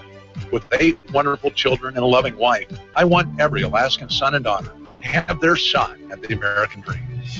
I'm Joe Miller, and I approve this message because we must restore the America we love. Paid for and approved by citizens for Joe Miller. You take a 5, a 5, a 9, and a 7. Add them all up, it's a number of heavenly sights you see when you get on board the 26 Glacier Cruise. Discover glaciers and wildlife in Prince William Sound with Phillips Cruises and Tours. Choose our 26 Glacier Cruise or the Glacier Quest. Both include hot lunch, Forest Service narration, and no seasickness guarantee. Visit 26glaciers.com to book your adventure today. It's 26. I said the 26. The 26 Glacier Cruise. Well, howdy, I'm Nick Worthington Ford, Giant Worthington Ford. And at Worthington Ford, we've got the selection, and we save you more. We've got over 1,000 vehicles to choose from with 0% financing available on every one. They're all certified, and they're all under warranty. Plus, get some great discounts, and you can use your PFD today. Take a look. Giant Worthington Ford is 4x4 headquarters. Check out this Chevy Suburban 4x4 for $99.50, or this Ford F-150 4x4 for $14.9. Here's a Volkswagen Beetle, only $59.50. Here's a Chevy Impala, only $59.50. So come on by and take a test drive. Remember, 0% financing is available on all vehicles, and you can use your PFD today. You don't have to wait. It's Giant Worthington Ford on Gamble, open till midnight. Stock numbers Q1875802, Q1854805, 1440116B05, Q1793008. 0% financing available on approved credit. Subject to prior sale. See dealer for details. Ends date 14/2014. Who's the conservative Republican who can beat Mark Begich? Dan Sullivan's a Marine whose roots in Alaska go back over 20 years. As Alaska's Attorney General and DNR Commissioner, Sullivan supported our hunting and fishing rights and fought to expand access to our lands. And Sullivan stood strong against the Obama administration, suing to stop Obamacare, fighting against federal overreach, and jump-starting jobs and energy production throughout Alaska. Now Sullivan is running for the U.S. Senate to cut wasteful spending, rein in Obama's EPA, and take care of our veterans.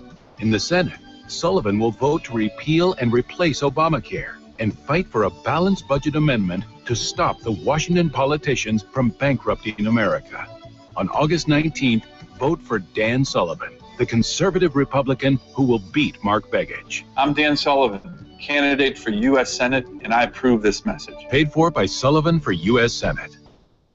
You're on with Fagan and Biegel in the morning. Give them a call, 569-1080. KV.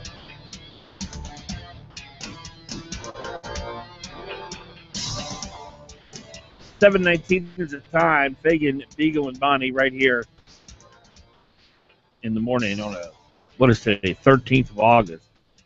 Rainy skies, rain through the day today and tomorrow. They say rain will stop somewhere around the third week of November.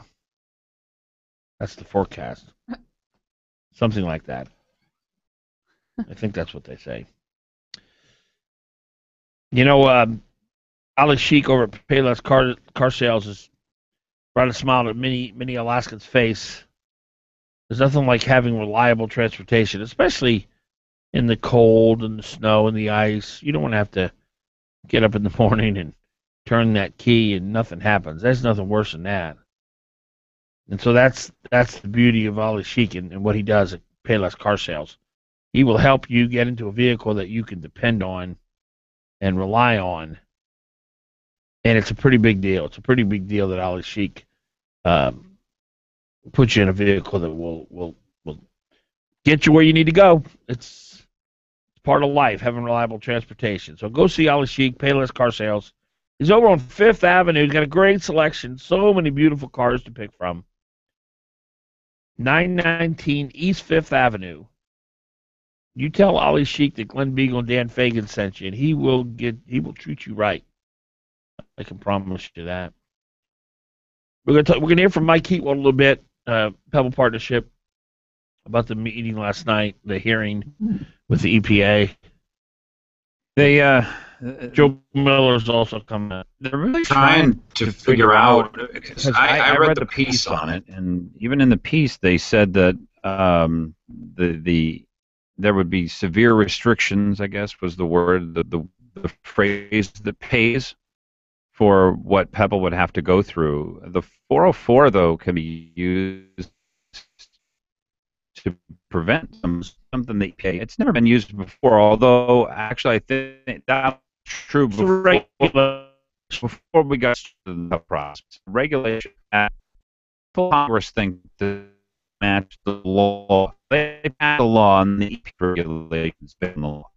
And is the use of clean water.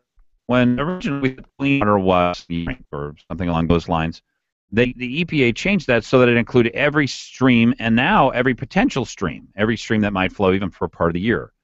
But the article goes through and sort of details that that there may be massive restrictions on Pebble Mine starting up, and I guess people probably should know that if the EPA is able to do this, the results for our industries could be catastrophic. They're looking at this all across the country. This is a seminal startup, a groundbreaking case for the power that the EPA may be able to claim.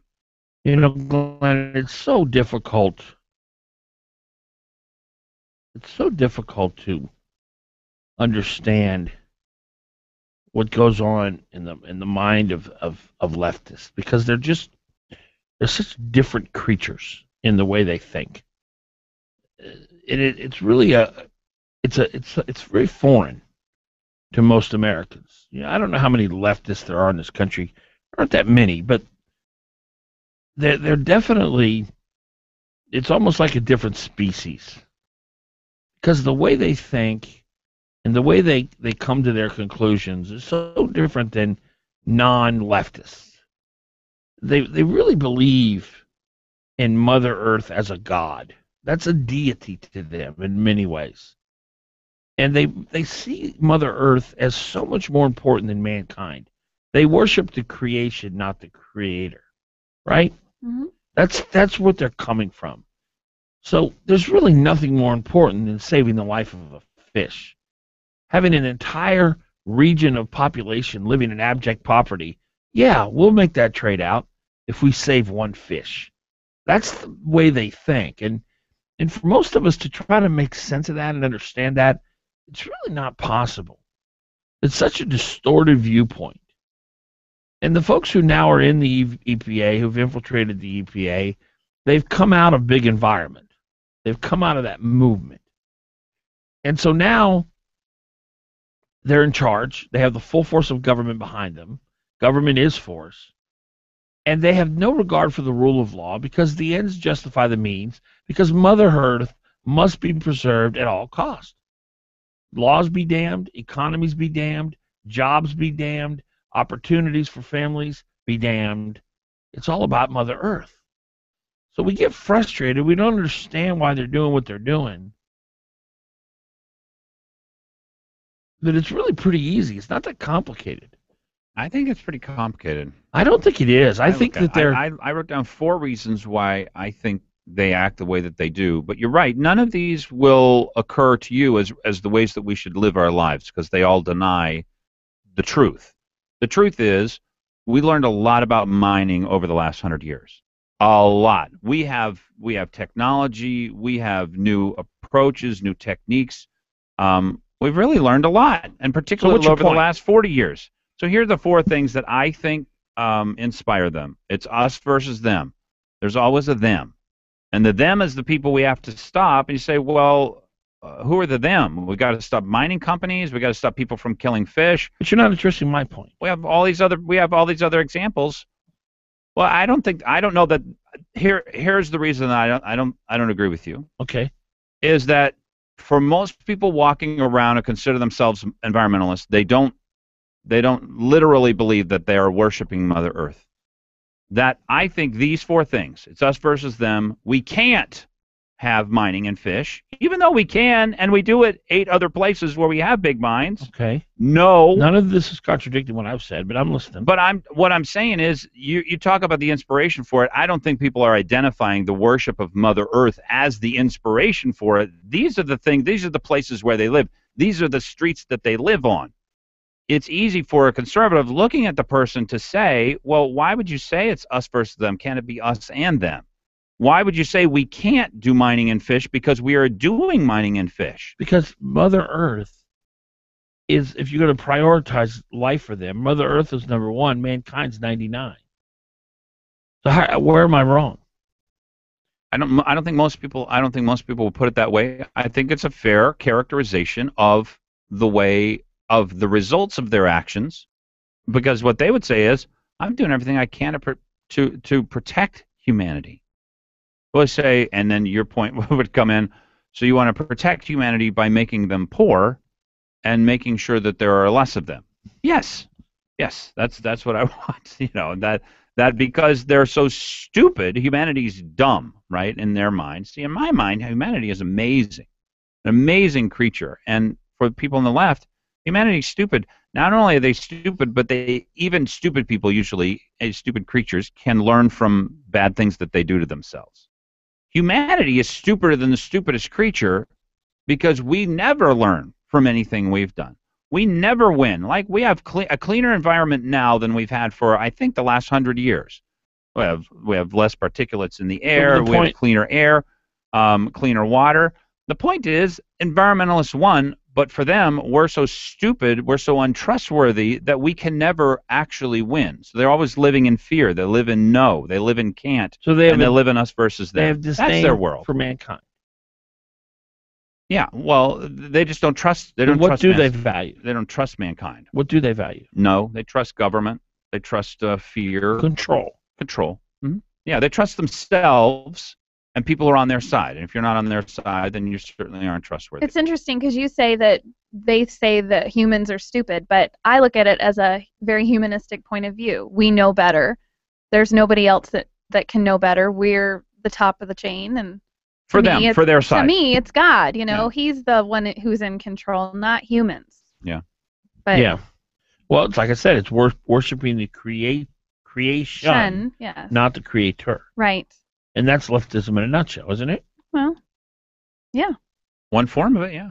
I think it sums it up totally. I think leftism is essentially fear. That's one outgrowth of it.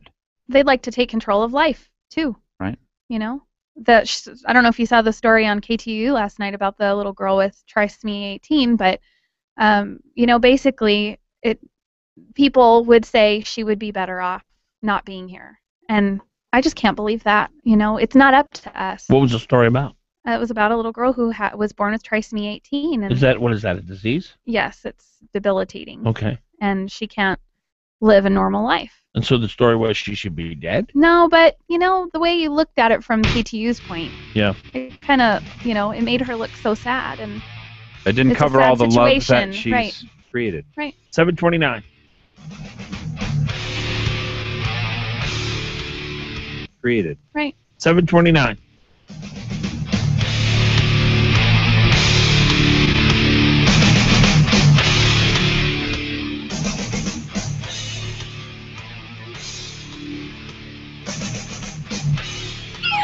And now, the Fox News Business Report, brought to you by Mercedes-Benz of Anchorage. The best or nothing.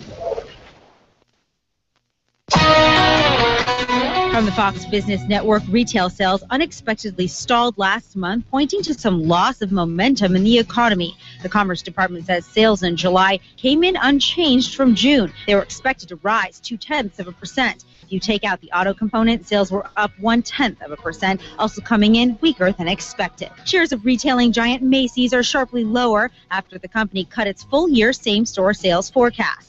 Macy's says a 3.3% increase in second quarter sales will not make up for a weakness in the first quarter when bad weather kept shoppers away. And Amazon.com is getting into the mobile payment business. The company has unveiled a $10 credit card reader and mobile app for brick and mortar businesses. The new service, called Amazon Local Register, will work similarly to Square. Amazon's system will also give the company crucial data on how Americans are shopping offline. With the Fox Business Report, I'm Jolene Kent. If you've always wanted your teeth professionally whitened by a dentist but haven't had the time or money, listen to this. National Dental Supply is now giving listeners of this station a complete Pro-Gel teeth whitening kit as a free sample. This Pro-Gel kit includes everything you need to get a dramatically whiter smile in just minutes without visiting the dentist. This free sample offer expires immediately when the samples are gone, so don't wait. Call now. Call 800-842-8066. That's 800-842-8066. KOAN News, I'm Ann Kenda. Remains found in a southwest village are believed to be those of a Bethel man who vanished in October. 37-year-old Nick Hook and another man departed Bethel in a boat to go to a funeral and never arrived. An extensive search went on for a few weeks afterwards and did not find them. Tests are expected to confirm that Cook's remains have been found. He was the son of prominent Anchorage attorney Chris Cook. Elections officials have reminded Alaska residents of just how quickly the primary is approaching. It's next Tuesday with poll hours from 7 a.m. to 8 p.m. Races include U.S. Senator and Representative, Governor and Lieutenant Governor, and State Senator and Representative. The Better Business Bureau in Alaska has warned social media users that allowing too much information to be made public leads to identity theft. Experts say when thieves are looking for birth dates and relatives' names, it's often as easy as checking your social media profile. That's your Hot Talk News Update. It will be cloudy throughout today with a few showers, high 63. Mostly cloudy today with a brief shower or two, low 53. For tomorrow, it will be mostly cloudy with a few showers, high 63. Friday, sunshine will mix with clouds. Will be a few showers around, high 64. Saturday, expect sunshine. It will turn cloudy with a passing shower or two, high 62. Hot Talk, breaking news, and the latest weather. KOAN 95.5 FM and 1080 AM. 333-8000, 333-8000, 333-8000 for the Sisley's Pizza Call. 333-8000, 333-8000, 333-8000 Sicily's. It's that time of year again. It's back to school time at Sicily's.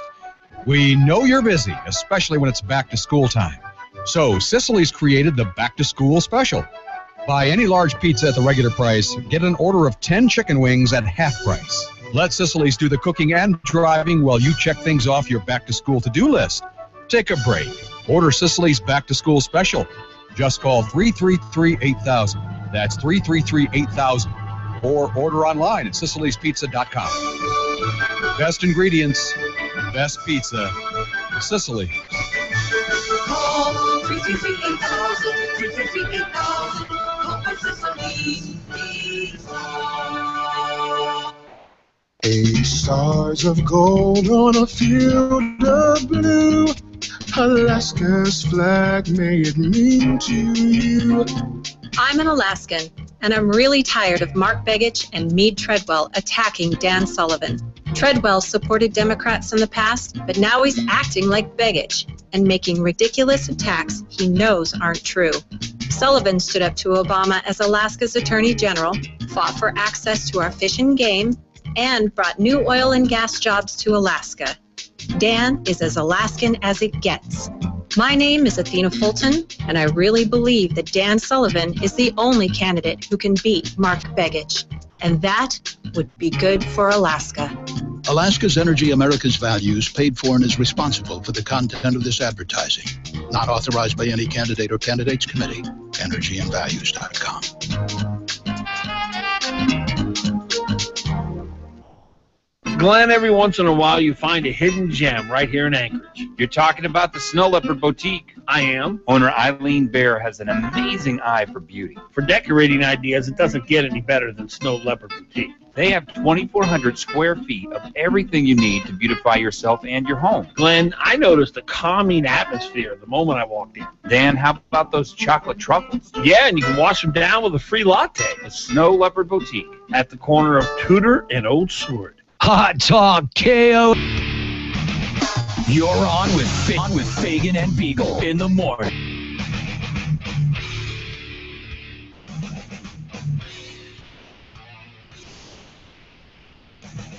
All right, 7:35. Fagan, Biegel, Bonnie has a ring to it. We got some great news yesterday. We looked at our streaming numbers, and we're just through the roof. I mean, we just in the they compared. We came on Jan, and we don't know our ratings yet because the ratings period don't start till the fall. We won't actually have any real numbers until January, but the streaming numbers are up. What percentage, Glenn? I gave you the numbers. What would that be percentage? I would say 3,000%. Yeah, I mean, it was now which is 30 times. They were very low. Yeah, because no one was listening during this time slot. But we're off the chart now. In the month that we've been, a month and a half now. But that was actually just for July, so we could be up even more. So that's good. We're streaming, and it's a great way to get the show too. If you do want to stream, and however you can get the show is good. That's why it's nice to be on 2 FM signals, because if you can get the FM signal, you're going to get a great signal. But if you can't get it any other way, go online, because it's just like being here. Yeah, absolutely. Our number 569-1080. Want to welcome to the broadcast our friend Mike Heatwalt with Pebble Partnership. Mike, it's just so frustrating to me that I was out in Western Alaska, visited out there before a number of times in my life, but the people out there, they're such good people. They really they care about family. They care about their culture. Yep. They love where they live, but at the same time, there are also many of them, at least the ones I've talked to, are very frustrated with the lack of opportunity to be able to. A lot of them have had to leave the region and move to the city, and they don't like that. But there's just no opportunities out there, and to have this mine out there with such great potential, and just have it lie there dormant while people, don't have opportunities for their families to, create wealth for themselves. It's just one of the biggest frustrations of my life, Mike. I'll tell you. Yeah, and probably even larger frustration, Dan, is the fact that the EPA, our federal government, is coming in here and telling folks before you even have a chance to give it a full and fair review, they're going to block it. Yeah. And, the precedent that could set for other projects here in Alaska is just frightening. Now, there was a hearing yesterday. This was conducted by the EPA. Yep. Can you tell us about it? Yeah, yesterday down at the Egan Center in the middle of the afternoon on a working day, the EPA decided to hold a public meeting, and as our CEO noted, 17 days after they published their proposal, they want to take technical comments on it. And frankly, we told them it was probably more show than substance, and I think that's probably the case. It's just really hard to believe that anything but the fix is in on this, Mike. Well, yeah, we start to read through all the documents leading up to this point, including emails dating back to 2008, where internal staff was recommending a preemptive block against this project, and you do start to get a little frustrated. But that said, you still have to show up, participate in the process, and put your best foot forward. Well, I understand that, and I'm always trying to look for what's the answer, what's the solution, and in my mind, it's change of leadership in D.C., political change. And then whoever the new leadership is going to really have to gut the EPA of all the officials there who are lawless and have no regard for the rule of law. So that's kind of my great hope. But I guess the question, Mike, is that that'll be at least 2 years. We're going to have this president for another couple of years, so he's not going to do anything with the EPA. Assuming we get a Republican president and Republicans get the Senate, we could see some dramatic changes with the EPA. It takes some courage, but we could see it. Is there anything that can happen in the interim, though, Mike, that could cause great damage to this mine in the future, even if we got new leadership? Well, yeah, damage would be for the EPA to continue on its path and block us. Will it stop us? No, probably another court battle. We are in court right now with the state of Alaska suing the EPA over whether or not they even have this authority. There's legislation in the Congress, co-sponsored by Senator Murkowski, to try to not take power away from the EPA, but just clarify when it can exercise its power as originally intended by the Congress. And so those are a couple of two steps, on the immediate time horizon. But there's even if we get control of the Senate, Mr. Obama would never sign that, would he? I guess it would depend on how many of the senators passed it, right? Yeah, well, that's true. Yeah. So there's nothing that the president and the EPA can do, though, to permanently shut down the mine. Once we get new leadership and a new, law-abiding EPA, things should look hopeful, right?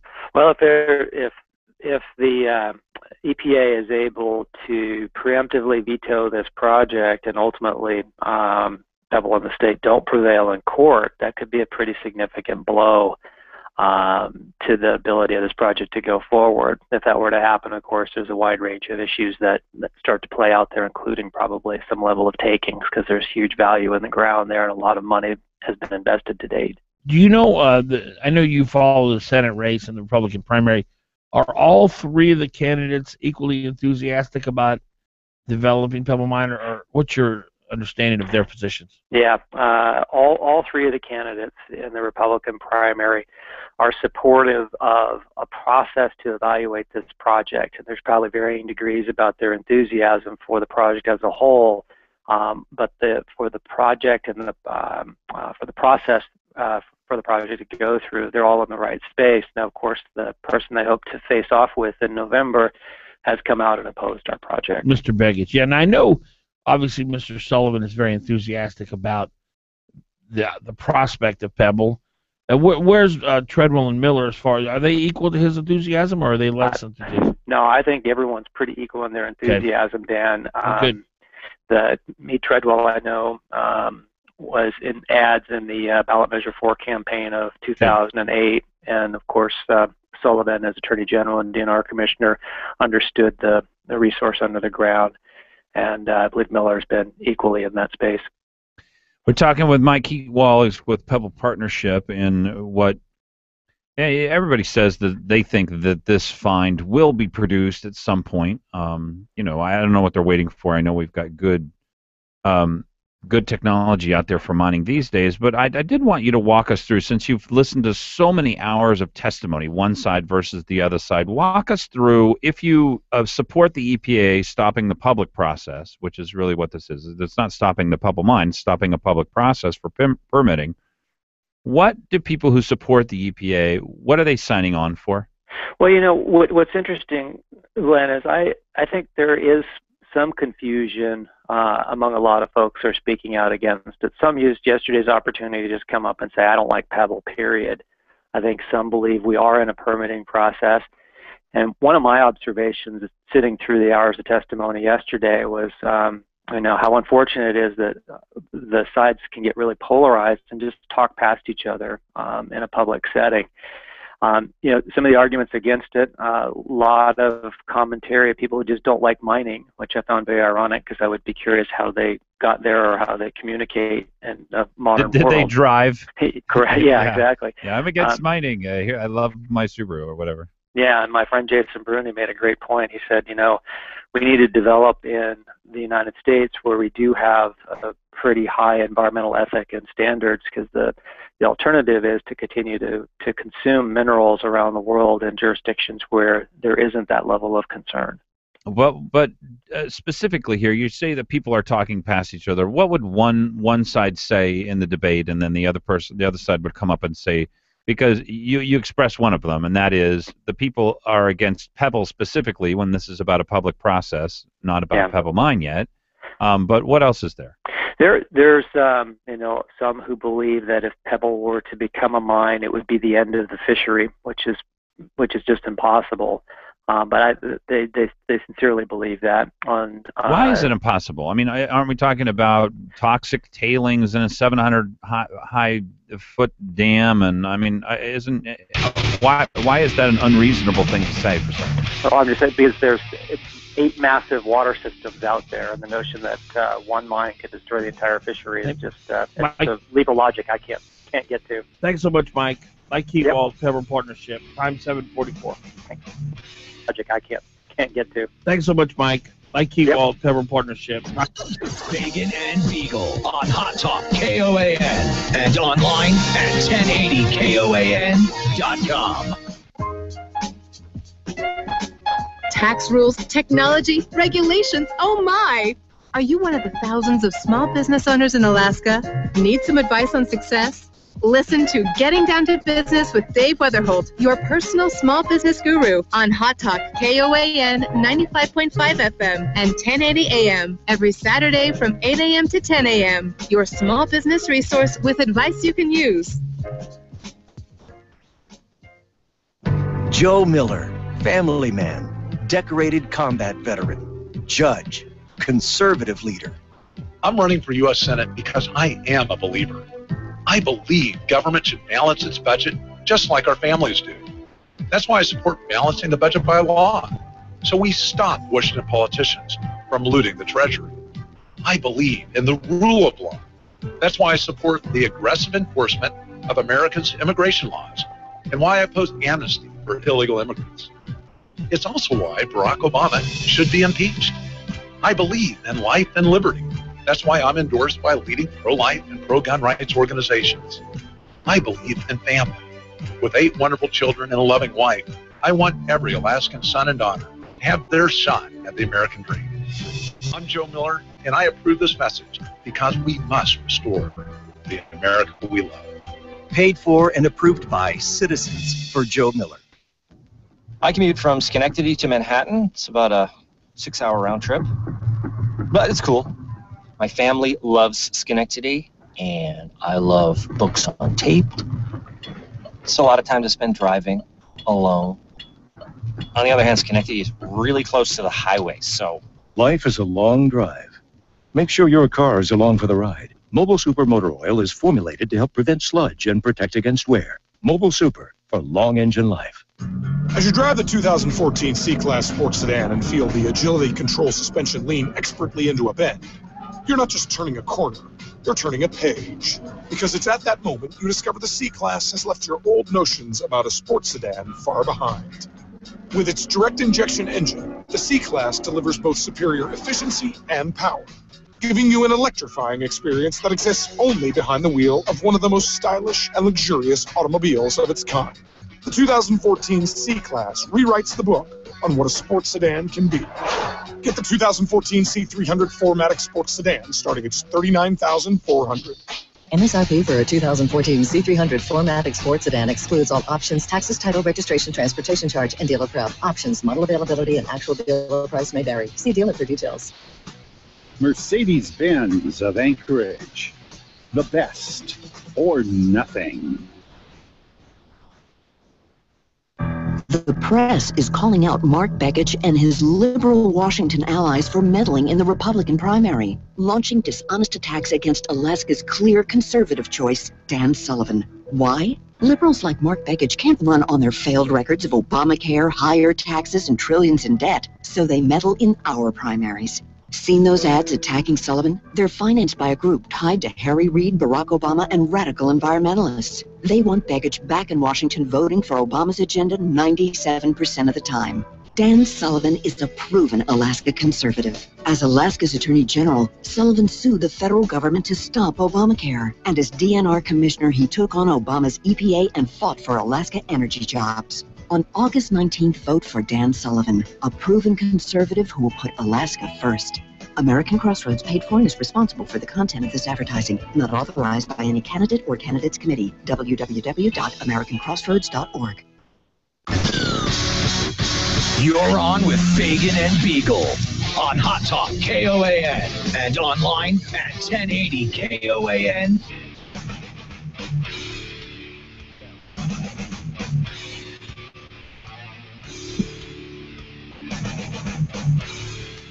All right, 7:49. All right. Fagan, Biegel, and Bonnie. David Ball on the phone? No? Okay. We were going to hear from David Ball, Alaska Policy Forum. We'll try to get him on tomorrow. We got Joe Miller coming up. So Tom McGrath. That's pretty good. That's pretty funny. So we had Tom McGrath, who's a great guy, great American, great patriot, sheriff of Spenard, technically. That's his, he loves his community. He's very active in the assembly. He has done more to make Anchorage a better place than probably any business owner we know. Very caring, engaged individual.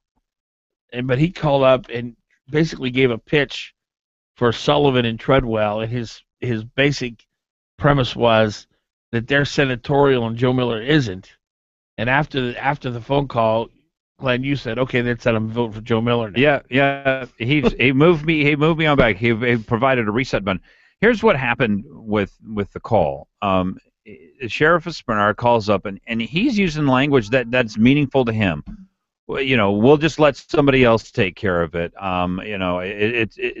Washington D.C. You really have to fit in there, and words like that. And right, Bonnie, am I remembering the words some of the words I he just used? wanted him to keep talking because it just makes my point. Because I totally disagree with the idea that once you're in Washington, D.C., look, Don Young is not a kind, gentle. Ted Stevens was not kind and gentle. He didn't go down there to get along and, we're all buddies and friends and all that kind of stuff.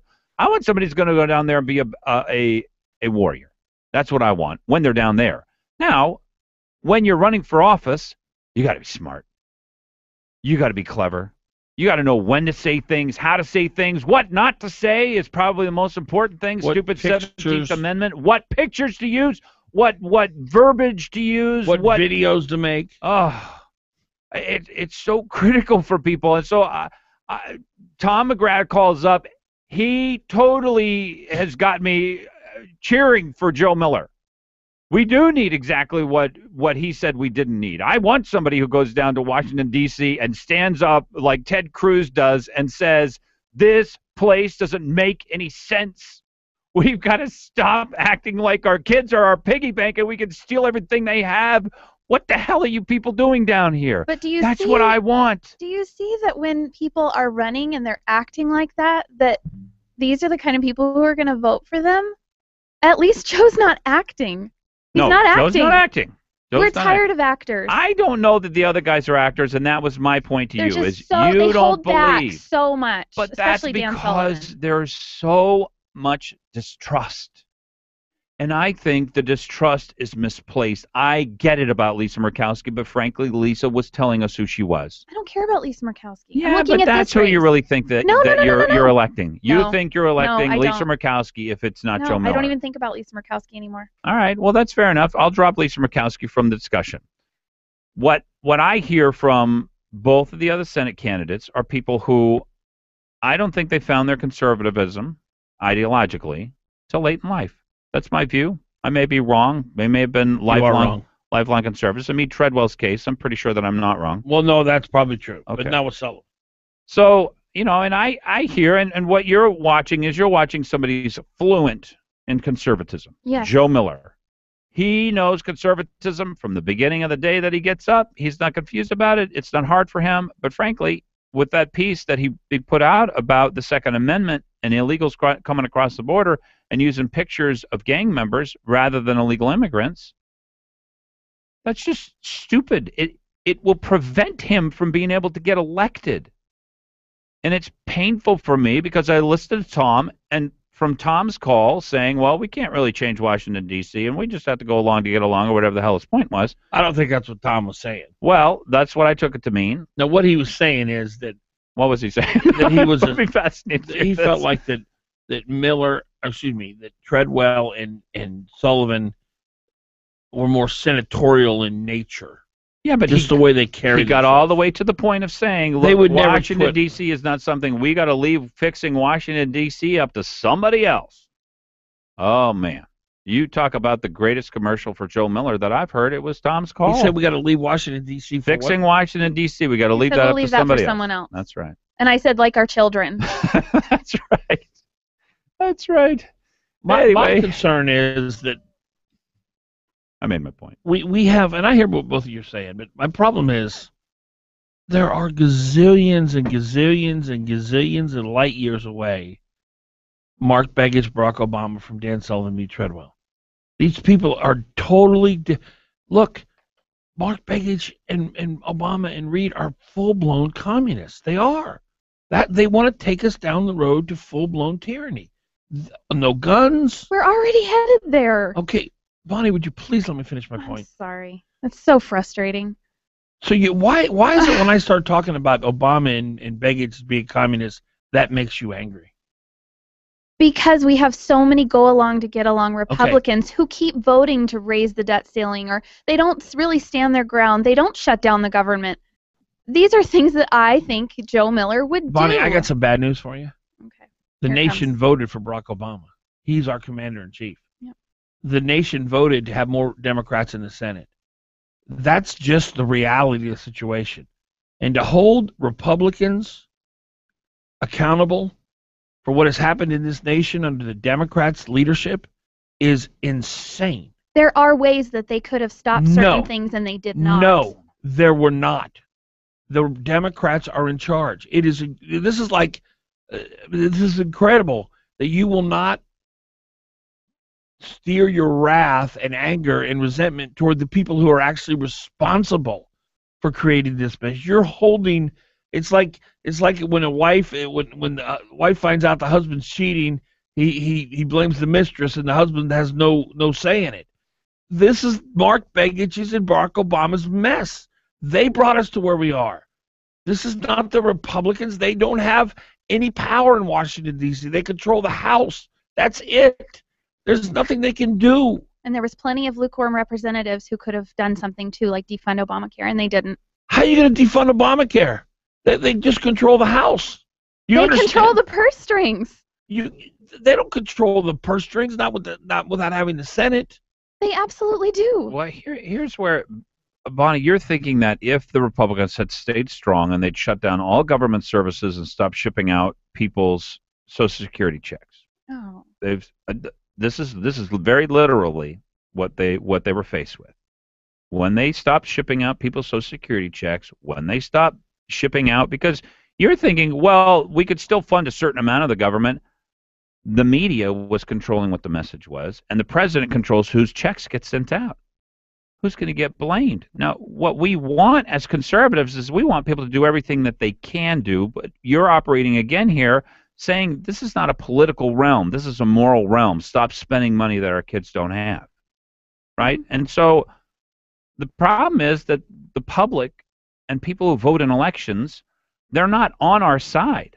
15% of people are on our side, and those 15% of people would have said, yes, shut that government down, stop spending our kids' money because it's immoral for you to do so. And 15% of the public would have been on our side. They would have devastated their ability to try and get any other Republicans elected, because people, as they look at the process, they don't see it as a process between radicals on the left and common sense people on the right. What are we going to do to change it then? Hopefully. At what point do we just say enough? We get rid of the people who are causing the problems, Democrats. If I didn't That's what we do. We get rid of Fagan. We get rid of Harry Reid. We get rid of Barack Obama. We get rid of Nancy Pelosi. That's how we change it. We don't get rid of the Republicans. Are you freaking kidding me?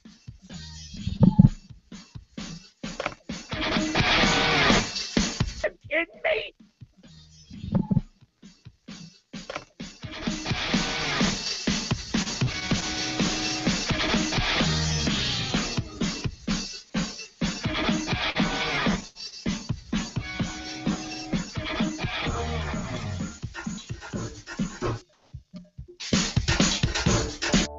Make your next corporate or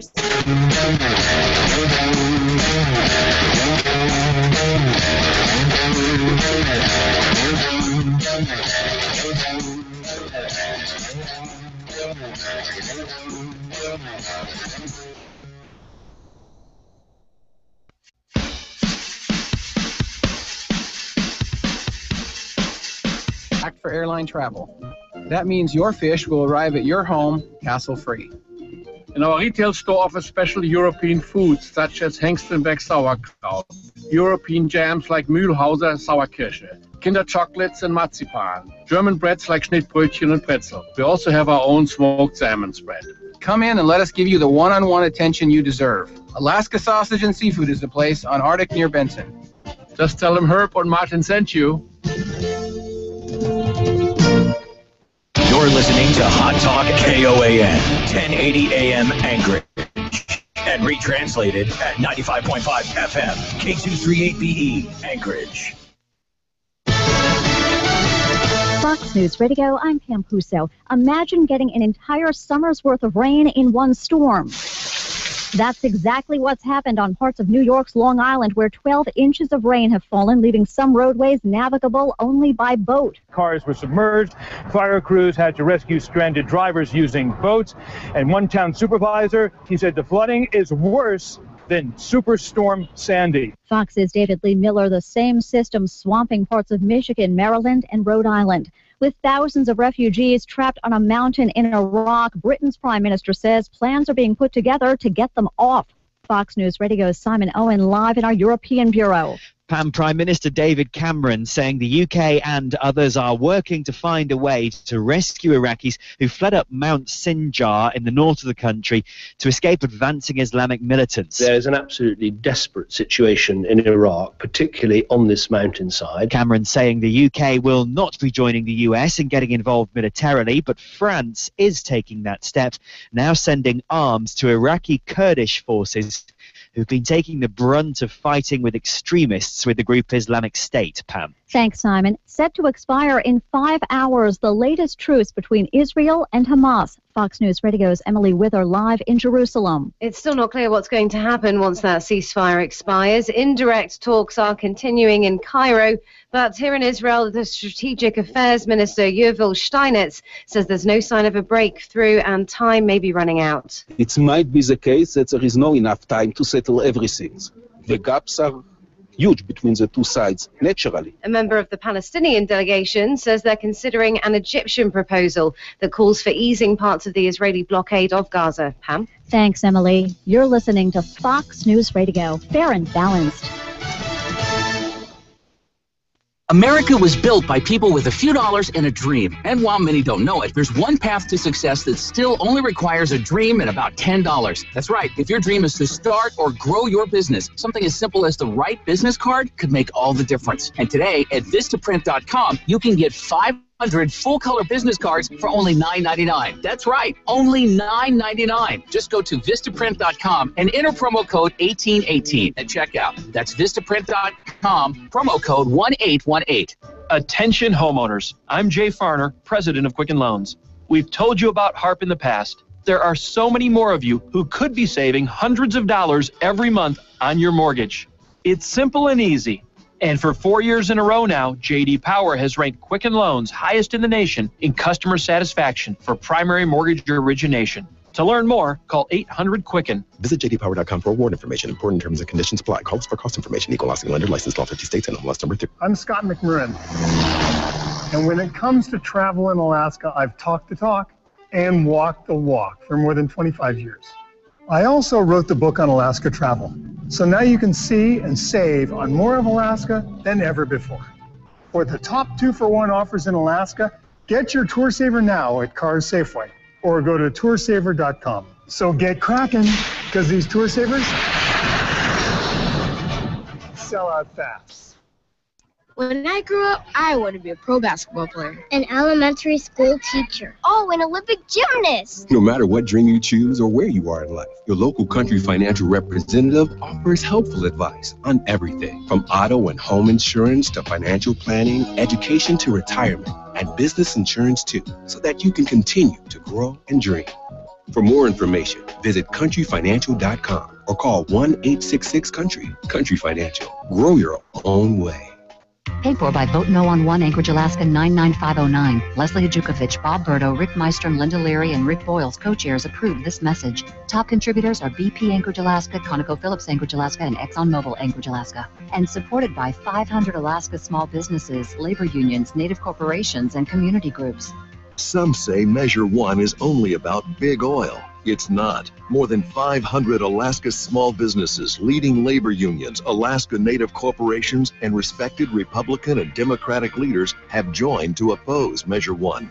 Voting no protects jobs for Alaskans, offers more revenue for education and essential state services, and will grow our economy. Tiffany, a teacher and mother of 2 young children, is voting no. It seems confusing, but it's not. This is not about big oil companies. It's about what's best for us. On August 19th, join this statewide movement. For our families, our jobs, and our future, vote no on Measure 1. Joe Miller, family man, decorated combat veteran, judge, conservative leader. I'm running for U.S. Senate because I am a believer. I believe government should balance its budget just like our families do. That's why I support balancing the budget by law, so we stop Washington politicians from looting the Treasury. I believe in the rule of law. That's why I support the aggressive enforcement of Americans' immigration laws and why I oppose amnesty for illegal immigrants. It's also why Barack Obama should be impeached. I believe in life and liberty. That's why I'm endorsed by leading pro-life and pro-gun rights organizations. I believe in family. With 8 wonderful children and a loving wife, I want every Alaskan son and daughter to have their shot at the American dream. I'm Joe Miller, and I approve this message because we must restore the America we love. Paid for and approved by citizens for Joe Miller. You're on with Fagan and Biegel in the morning. Weekdays 6 to 9 a.m. The talk of...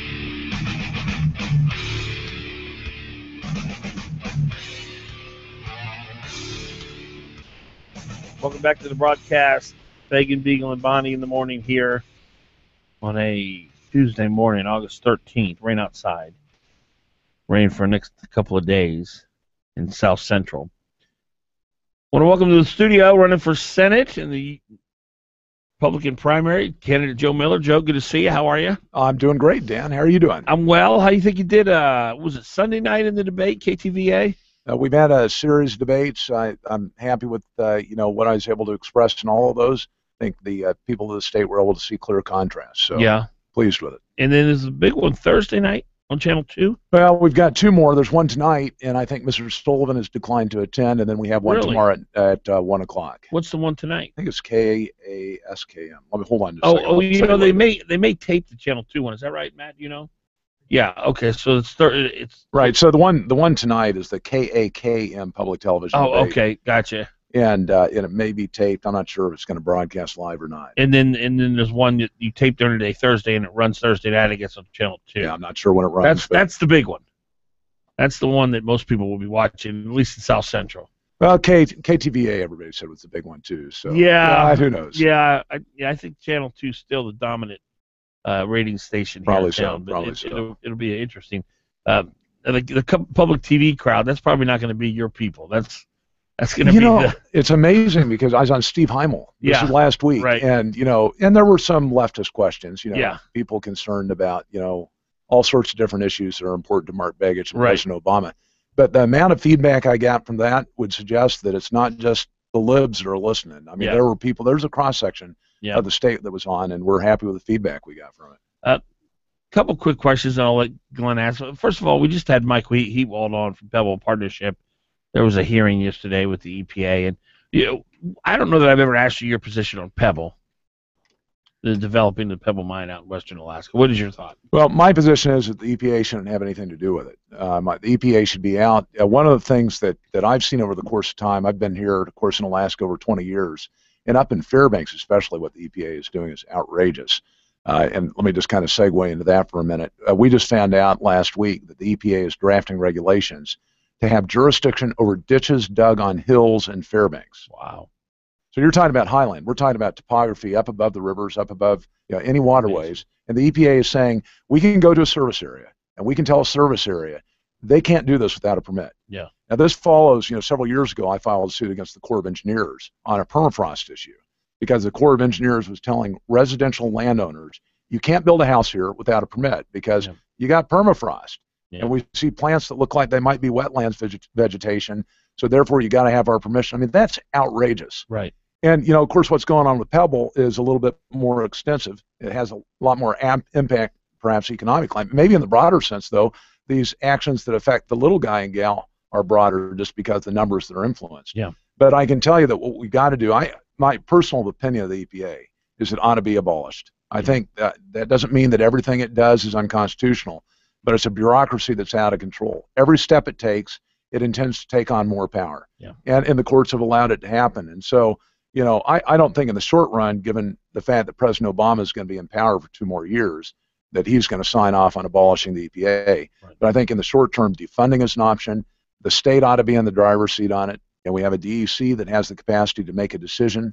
It's closer to the people, more accountability to the people. That's where the decision making should lie. But as far as the mine itself, you favor developing Pebble Mine? I favor anything of development that will create jobs in the state. Obviously, it can't be one resource at the expense of the other. Right. We have people, experts that are designed to make the determination as to whether or not those protections are taking place. Yeah. And I think the state should be in the driver's seat on that. Yeah.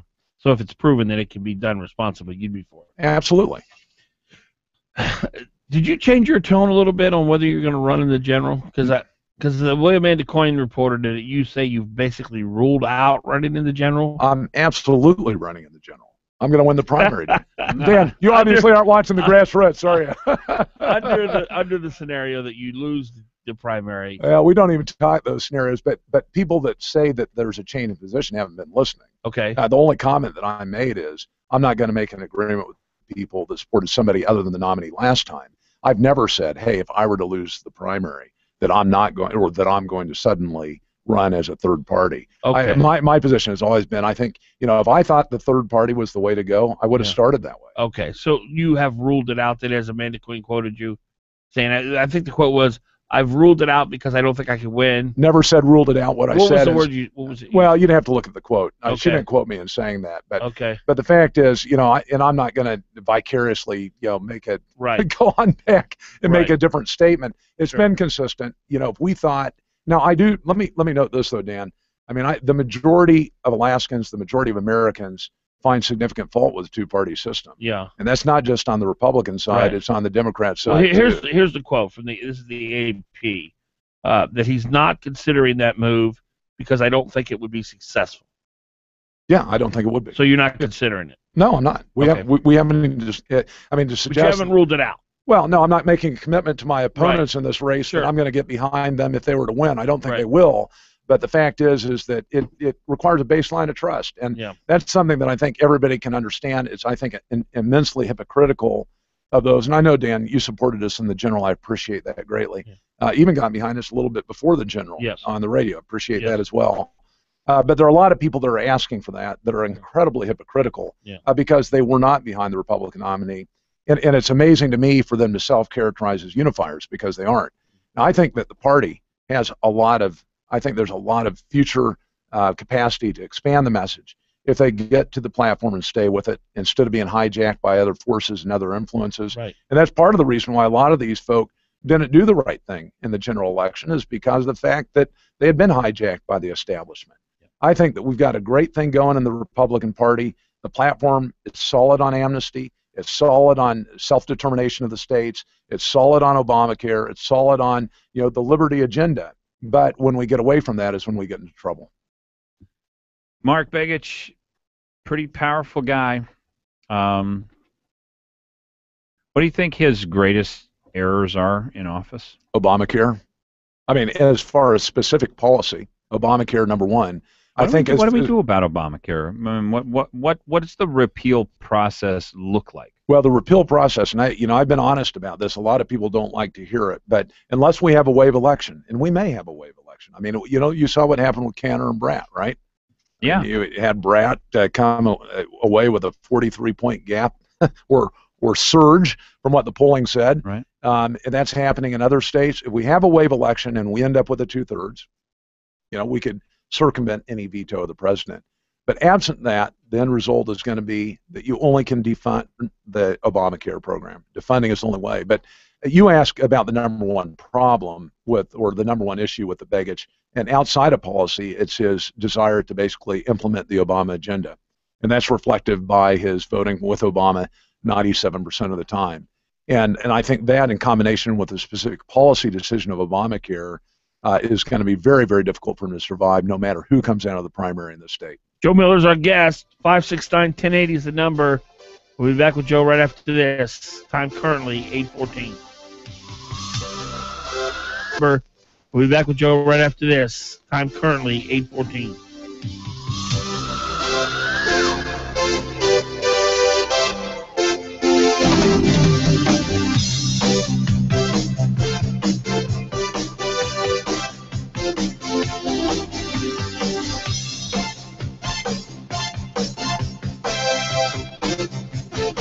Don't just sit there. Give them a call. 569-1080. Join the conversation. KOAN.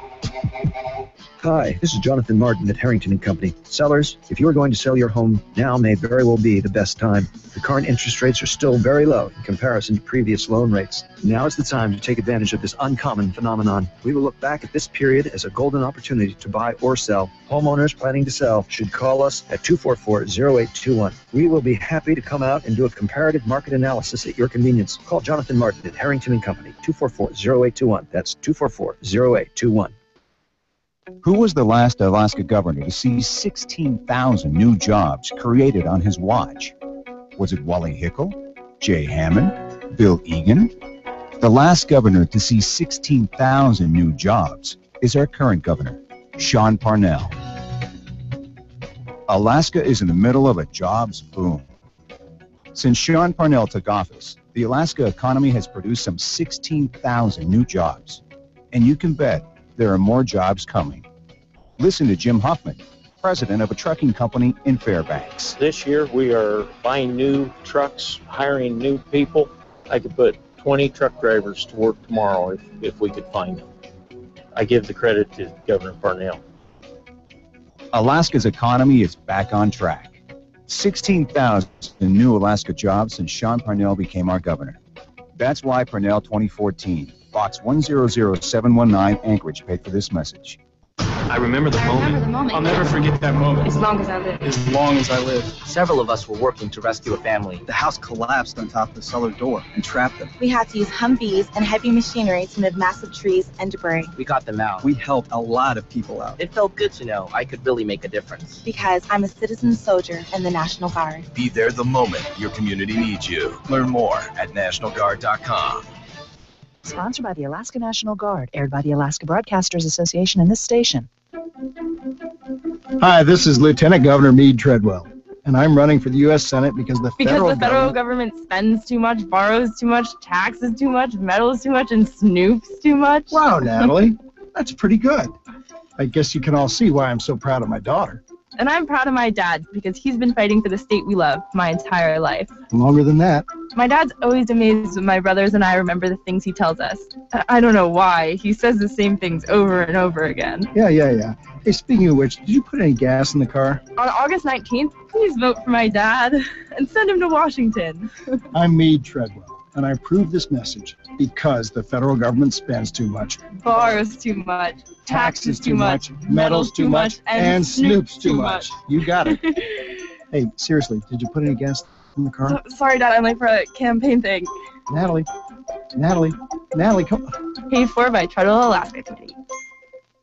From the civilization that created democracy and moussaka, Olympics and baklava, the annual Greek festival, August 15th, 16th, and 17th at the Holy Transfiguration Greek Orthodox Church, 2800 O'Malley Road, the best of Greek culture in Alaska. Admission and parking free. Traditional foods from lamb to vegan. Enjoy Greek pastries with traditional brewed coffees. Stop by the tavern for selected wines, local brews, and Miller Lite age-old dances and music. Check out the Agora Market for Greek keepsakes, books, and much more. Kids, they even get a special booth. The entire family will love the Greek Festival, August 15th, 16th, and 17th. Free shuttle parking at St. John's United Methodist Church, 1801 O'Malley Road, or park at the Abbott O'Rabbit Ball Fields. More information at akgreekfestival.com. Sponsored by Miller Lite, Coca-Cola of Alaska, Teddy's Tasty Meats, Mike's Quality Meats, D. Tomaso's Produce, as well Unisource and the Odom Corporation. Always drink responsibly.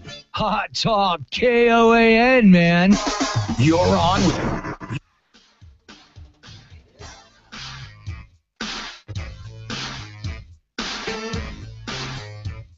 8:19 on a Tuesday morning. Rain outside. Rain most of the day on this August 13th. Our number 569-1080.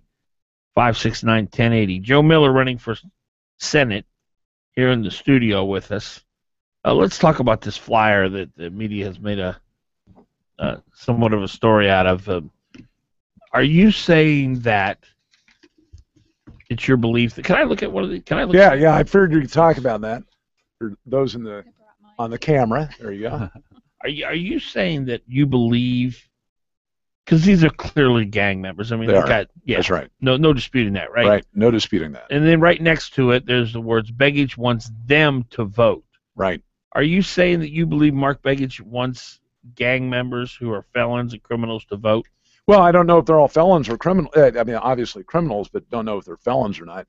But I think he does when he says, I don't want voter ID. And, of course, both of my opponents in this Republican primary are against voter ID, too. And when you've got all these illegal aliens... Are you saying that because of their supporters, or have they said that? Because I know a lot of times. No. They've said So Dan voter Sullivan, ID. No, they're on record. Both of them are on record opposing voter ID. Both- With respect to that's- Sullivan, it was one of his campaign spokesmen that said it in an article. But that's a broad term, voter ID. What exactly? Well, I think any time that you're asking for identification, we have had a proposal in the legislature here in this state for voter ID, which was very reasonable. And in fact, the misnomer with all this, people say, "Oh, you don't want people to vote." Well, that's garbage. That's not the case. Right. Well, in fact, if you don't have voter ID under the bill that was put forward, you can still vote.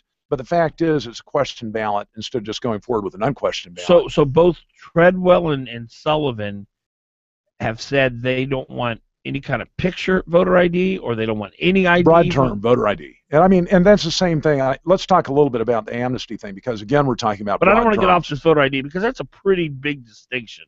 Because I think most conservatives would say, by all means, let's have a clean election process. You should have to show some ID at the voting booth. So you said Mr. Sullivan's spokesperson said. Right. Well, what specifically did he say that gives you an indication? It was in the context of voter ID. It made it clear that his candidate was opposed to it. He was opposed to giving any ID at a voting booth? It wasn't that specific. Okay. But it was voter ID generally. And what about Treadwell? What did Treadwell say specifically? Specifically opposed to voter ID. He said, I'm against showing any picture ID or any ID period, or? One of the things that we've done in this race is that we have, you've seen the comparison chart. And in fact, this is what Treadwell calls the bingo card. Right. I think Mr. Sullivan may have even referred to it as the same. But what we've asked people to do, we put in general terms the candidates' positions based upon what they've said. Specifically, and then we go to the stated source that's on the back or the second page of that. So and we've asked people to go to that source to find out specifically what they said. Treadwell say specifically that would make you think he is opposed to giving any kind of ID at voting booths? So that was stated at the university, the United for Liberty debate. That was the Marston Theater debate where Sullivan did not appear, where he specifically said, I am against voter ID. And we have that clip, the Marston debate clip, or should have that up, I think, on the YouTube channel that we have. We're trying to put up all the debates there. Okay. People can go and listen to Now, if we get back to my original question, which is, you've got 3 pictures here, or 4 pictures of gang members, and to its immediate right, Begich wants them to vote. Right. What evidence do you have that Mr. Begich wants gang members, criminals, to vote? Well, let's first talk about what's going on across the border. You've got a lot of people that don't want to see the border secured. I'm talking about Mr. Begich. Well, let me finish. That want to support amnesty, that don't want to do those things to keep people from coming across. What are the facts? People coming across the borders include gang members. In fact, one of the primary conduits for people coming across the border are gang members, people that are of a criminal element, that are many times sexually abusing children, causing children to torture one another. I just talked to my friend Chris Kovac. You know who he is? No. The Secretary of State of Kansas came up here for a conference a couple of months ago, one of the leading folk on the amnesty issue. Talked to him yesterday, in fact. And there's a case that he's a counsel in, it's in Texas, where an ICE agent arrested one of these gang members, one of these type of gang members, was a minor.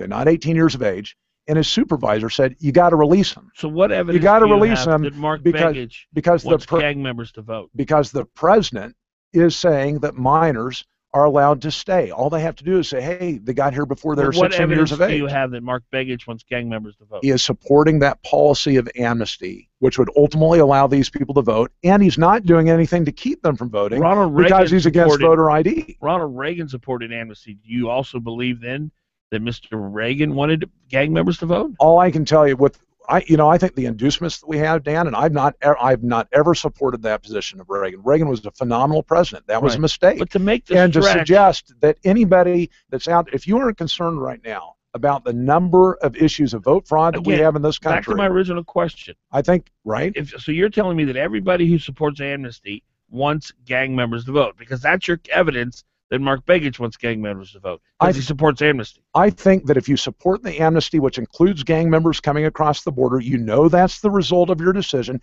that yes, you want gang members to vote, because you know that's the result of what you're doing. But gang members. Well, you know, because felons can't vote. In some cases, though, Glenn, there's not even a background check. I mean, how do you do a background They check have on to somebody commit that a comes felony back in from the United States to be That's prevented right. from voting. Unless you figure So out they some could be way. a felon in Mexico. That's right, or Nicaragua, or Guatemala, or Honduras, wherever they come from, there may be criminal actions that we don't even know about. But yeah, Dan, I mean, if you know by your action you're allowing gang members to vote, then obviously we can only conclude that you want them to vote. I mean, I think that's logical. Well, I agree with, obviously, Joe, I agree with your position. I don't like amnesty. I'm not in favor of amnesty. I'm for securing the border. I agree with you. So you've got truth on your side. You've got the American people on your side. Here's where my heartache comes with you. To make this stretch, to use these photos of these gang members and then say Begich wants them to vote. I wish I had this yesterday when I was arguing with Glenn about this. This is so blatant. You were clearly saying the truth is Mr. hardcore. Begich. The truth is hardcore. But you know, that's an unfair accusation. There's not enough room on that card to put the photos that could really shock. If you saw what these guys are doing, you know that they're putting kids on contraceptives that they're bringing across to sexually abuse them on the way. Do you know the horrific stories? Ted Cruz was talking to Chris Wallace about this several weeks ago. It is beyond mind-numbing, the things that are happening. And these people, like the folk that you see on that card, are being allowed to do it. All they have to do is say, and this is because Begich is helping facilitate this president's lawlessness, I was here before I was 16. They can walk across the border, and the people, the gang members that are taking them across, say, go to the ICE agent. Just walk up to them. Tell them you've been here since before you were 16. And guess what? They get to stay. In some cases, they don't even have to say that. All they have to do is show that they're a minor. And it's because Begich and others are allowing the lawlessness of this president. They know by their acts they're allowing gang members to come across. Amnesty and voting is the next step. We can only conclude that logic is accurate. You're not saying that there's 20 million gang members Not at who all. are, and that's what Dan is trying to say. So you're not, that's not what your point was. I'm not saying illegal. Yeah, but you're saying that by him putting that out, that he's saying that there's 20 million No, that's illegal. not what I'm saying at all. Well, that's what we've been arguing about. I see a picture of gang members and Begich wants them to vote. You These think guys. that it's inflammatory, and that's what it implies. Well, I just don't think Mr. Begich wants these guys. Well, you don't think that they help expand the Democratic base? You know, there's a Pew Research, no doubt, but not these guys. A Pew Research gonna study. happen, though. Why wouldn't he want them to vote? I don't understand. What's he Because doing they're to prevent them from criminals. voting? Yeah, but but the they've criminals not- are being released. They're not being checked as they come across the border. Obviously, the Democratic Party wants illegals to break into this country so they'll have more power because they'll vote mostly Democrat. Nobody's disputing that here. But to take these gang members, these criminals, these thugs, these murderers, these felons, these drug dealers, and to say that Begich wants these people, it's just an unnecessary stretch. No, it's not. It's the truth. Because by his actions, he's allowing to vote. Now, I want to go back to this whole idea as to why he wants them to vote. A Pew Research study shows that over 50% of illegal aliens identify with the Democratic Party. Something like 15% identify with the Republican Party. So it's very clear that when you allow this to happen, that you're expanding the Democratic Party base, which is an anti-Second Amendment base. It's something that adversely impacts not just other liberties, but also the Second Amendment base. It is a clear agenda. It's designed to ensure that our liberties, the Republican platform, become the minority view so that we no longer are a nation as we were founded. Joe, I don't really on think there's fundamental anything liberty. you and I disagree with policy-wise. But here you've got a bunch of really bad, thuggish-looking Hispanics. And you say Begich wants to vote, and then you say if 20 million illegals vote, the implication clearly is that here's these people are, here are the illegals. When these people in this picture probably represent less than 1 or 2% of the illegals. They're the catalyst to this, Dan. But that's the whole point. That is. You have to be wise enough to understand that the media, which thinks all conservatives are racist. I know you're not a racist. My son-in-law is a Mexican national. I know Dan. you're not a racist. I've got an Indonesian brother-in-law. I know you're not a racist. Indian I know brother-in-law. you're not a racist. Let me finish my point. But the media thinks you are, and to put this out just plays into their hands. 8:15 or 30. Or to put this out just plays into their hands. 8:15 or 30. You're on with Fagan and Biegel. Weekday.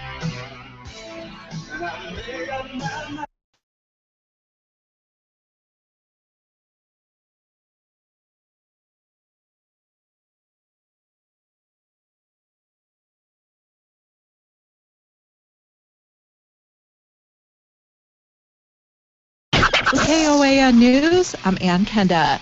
Remains found in a southwest village are believed to be those of the Bethel man who vanished in October. 37-year-old Nick Hook and another man departed Bethel in a boat to go to a funeral and never arrived. An extensive search went on for a few weeks afterwards and did not find them. Tests are expected to confirm that Cook's remains have been found. He was the son of prominent Anchorage attorney Chris Cook. Elections officials have reminded Alaska residents of just how quickly the primary is approaching. It's next Tuesday with poll hours from 7 a.m. to 8 p.m. Races include U.S. Senator and Representative, Governor and Lieutenant Governor, and State Senator and Representative. The Better Business Bureau in Alaska has warned social media users that allowing too much information to be made public leads to identity theft. Experts say when thieves are looking for birth dates and relatives' names, it's often as easy as checking your social media profile. That's your Hot Talk News Update. It will be cloudy throughout today with a few showers, high 63. Mostly cloudy today with a brief shower or two, low 53. For tomorrow, it will be mostly cloudy with a few showers, high 63. Friday, sunshine will mix with clouds. Will be a few showers around, high 64. Saturday, expect sunshine. It will turn cloudy with a passing shower or two, high 62. Hot Talk, breaking news, and the latest weather. KOAN 95.5 FM and 1080 AM. Chris here along with my buddy Brock. That's right. We're here to tell you to tune into the Beer Show every Saturday at 5 p.m. on 95.5 and 1080 KOAN. The Beer Show is brought to you by Brown Jug Alaska, Eagle River Ale House, Great Artisan Beverages, and the Odom Corporation. Please drink responsibly. Come. A better life with Dr. Sanjay Gupta. Writing down what you eat helps you lose weight, and I do this all the time. I'm Dr. Sanjay Gupta, CNN's chief medical correspondent.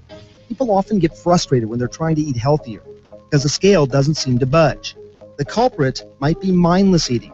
Grab a cookie at your lunch meeting and then a handful of candy from the bowl in your boss's office. Those extra calories can sabotage your weight loss efforts. Many studies have found that people who write down everything they eat lost twice as much weight as those who didn't. Twice as much. Keeping a food diary works because it first helps you identify your eating habits. It also keeps you accountable for everything you put into your body. My wife and I keep a food diary and we share it with each other, which for me really helps keep me on track. Remember now, a little bit goes a long way. Losing just 10% of your body weight can help lower blood pressure and your risk for diabetes and heart disease. I'm Dr. Sanjay Gupta, helping you live a better life.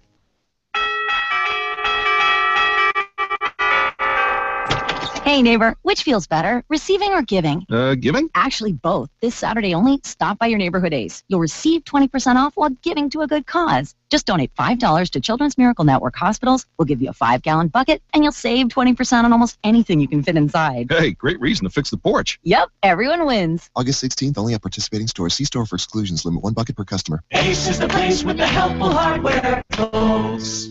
Nasacort Allergy 24-Hour. The first 24-hour prescription-strength nasal allergy spray available over the counter has a few facts for allergy sufferers. Fact 1. Your symptoms aren't caused by allergens. They're caused by your body's chemical responses to them. Fact 2. Antihistamines target only one chemical response. And fact 3. Nasacort stops more to relieve your worst nasal allergy symptoms, even congestion. You've got the facts. Now get relief with Nasacort.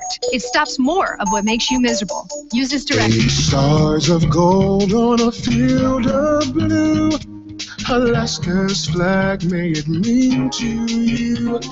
I'm an Alaskan, and I'm really tired of Mark Begich and Meade Treadwell attacking Dan Sullivan.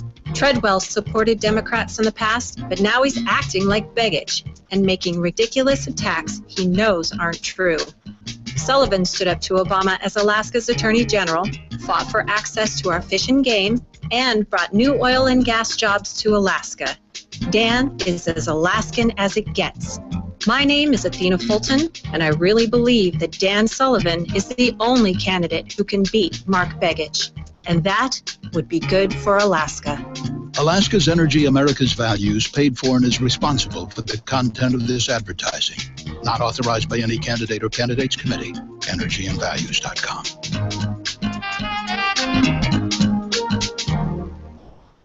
Glen Biegel, you have beautiful teeth. Why, thank you, Dan Fagan. That's because my family and I have gone to Dr. Dan Kiley for years. I get scared at the dentist. Dr. Kiley knows people like you are afraid, so he creates a relaxed atmosphere at his office. People actually like going to the dentist for Dr. Kiley. I know it's important to have good dental health. And you look better with good teeth. And Dr. Kiley offers cosmetic dentistry along with general care. Visit Dr. Dan Kiley at lakeotisdental.com. Call him at 562-9209. You're on with Fagan and Biegel on Hot Talk KOAN and online at 1080.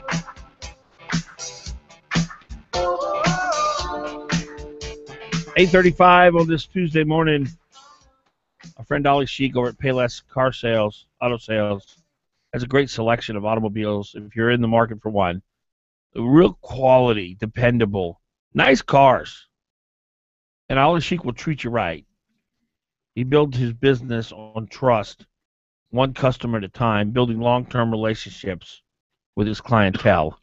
Tell him Glen Biegel, Dan Fagan sent you, and he will make sure that you get a good deal and you get a reliable car, and it won't cost you a fortune. Ali Sheik, Payless Auto Sales. He's over on 919 East 5th Avenue, 9915 East 5th Avenue. Payless Auto Sales. Joe Miller's in the studio with us. All right. Well, here's what Treadwell said about voter ID laws, and I don't know whether he said some other things other than this, but well, let me just for the listeners who just joined us, Joe made the assertion earlier that both of his opponents oppose voter ID. Right.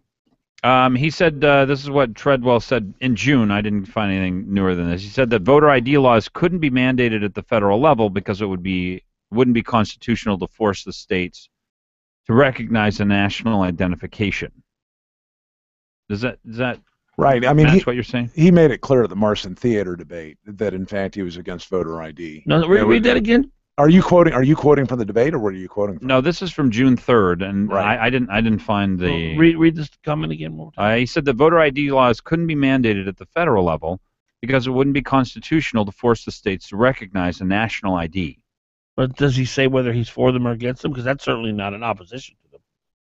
He's just saying they should be done on a state level. Yeah, he basically says they can't be done at the federal level, but maybe he went beyond that. Right. Well, what do you have? Do you have an article on it, or? Yeah, this is in Alaska Commons. Brevity. Well, that's a far left. Treadwell, Fish, and Miller square off in Senate Candidate Forum. It's a piece from June 3rd. So does it? It's very odd that it would just have that sentence. Are there not other sentences near in the general context of which he comes out in favor or against voter ID?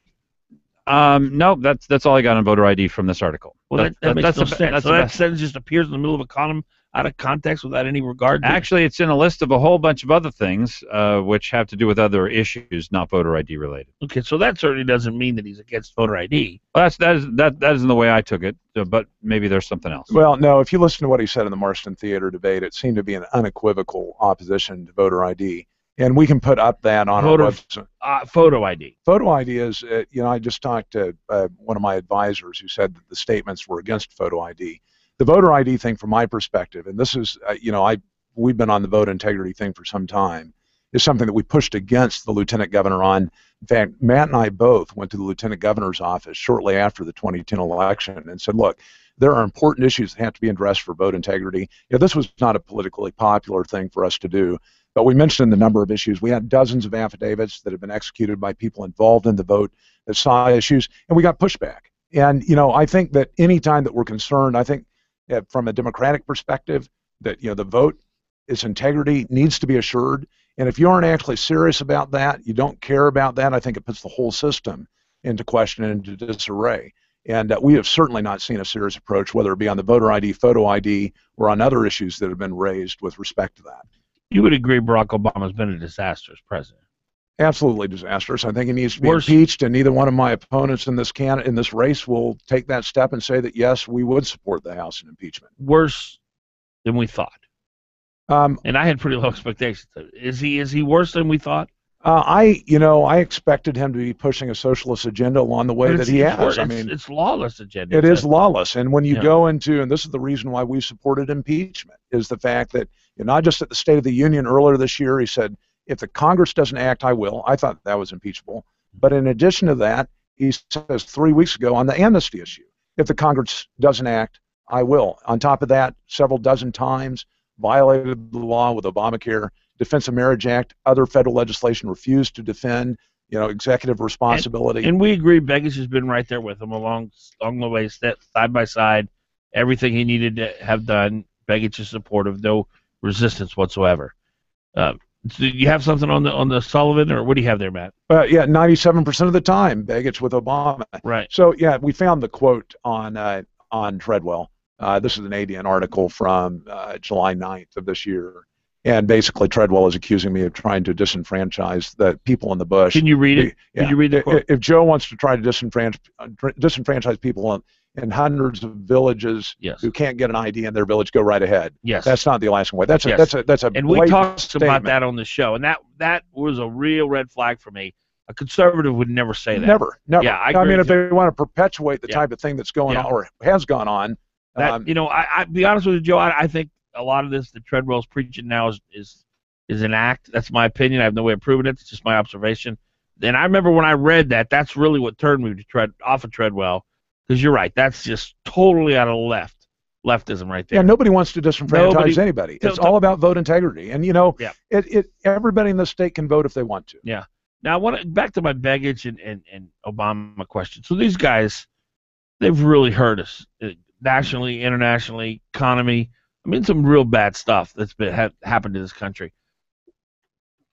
I hear you running as though, and people who follow you like Bonnie seem to put more blame on the Republicans in Congress than the actual culprits of this destruction of our country. I think that unless you recognize why we're at where we're at today, the end result is you'll have more of the same, whether Republican or a Democratic representative. So you don't think there's a vast difference between a Mark Begich, Barack Obama? Well, let me read to you what study. This just came out on Breitbart today. I'm just going to read this quote to you. A startling new political science study concludes that corporate interest and mega wealthy individuals control U.S. policy to such a degree that, quote, the preferences of the average American appear to have only a minuscule, near zero, statistically non-significant impact upon public policy, end quote. Now, what that suggests is that it doesn't matter whether it's a Democrat or Republican regime, still the needle is moving in the wrong direction and has very little connection to what the average American wants. And the point that I made is for 30 of the last 34 years, Republicans have controlled the House, the Senate, and or the presidency. Certainly the needle has been moved further under the Obama administration.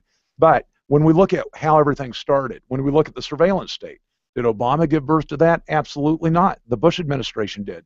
When we look at, for example, the deficit spending that occurred, the first major occurred under the Republican Party. When we look at, for example, the bailout, which occurred, of course, when McCain was running, some fault his loss for the fact that he lined up obediently on the bailout. Therefore, Americans saw there really wasn't much of a difference. People stayed home. Others voted for Obama. The end result was catastrophic. So I think the question is, if we all conclude that America is going in the wrong direction, and that it's gone in the wrong direction, whether Republican or Democrat, we know that on abortion. I mean, for crying out loud, Republicans have been campaigning as the pro-life party for decades, and yet abortion is still legal today. And without question, abortion is still legal because of Republican Supreme Court justices. So the end result of a Republican administration is still the same direction, maybe not as fast. What do we do as a people when, as the study just showed, we have little impact? I mean, honestly, you don't see vastly different worldviews from the Republican and Democratic Party? I see different worldviews without a shadow of a doubt. But when you look at the purpose of the federal government and what is actually happening at the federal level, you have Republican judges saying, yes, the EPA has a right to be involved in Alaska's affair. We have Republican judges upholding different things, the constructions of the Constitution that are far beyond the enumerated powers. You have but absolutely Democrats are far worse. But the result is people are not in charge of the government, and that's what we got to get. We the people back in position. Joe Miller's on gas, 844. In charge of the government, and that's what we got to get. We the people back in position. Joe Miller's on gas, 844. Then she stood in the street, smiling from her head to her feet. I said, hey, now, Fagan and Biegel on Hot Talk KOAN and online at 1080KOAN.com. This is Dr. Ellenberg. Are you tired of taking medications? Do your medications create more side effects than solutions? Do you want more than 15 minutes with your doctor? If you answer yes to those questions, you should consider calling the Ellenberg Center for Natural Medicine. At our center, we take the time to listen and focus on finding the cause of your health problems. Whether you have a cold, high blood pressure, diabetes, or cancer, we can help. Call the Ellenberg Center for Natural Medicine at 563-2366 or visit us online at drellenberg.com.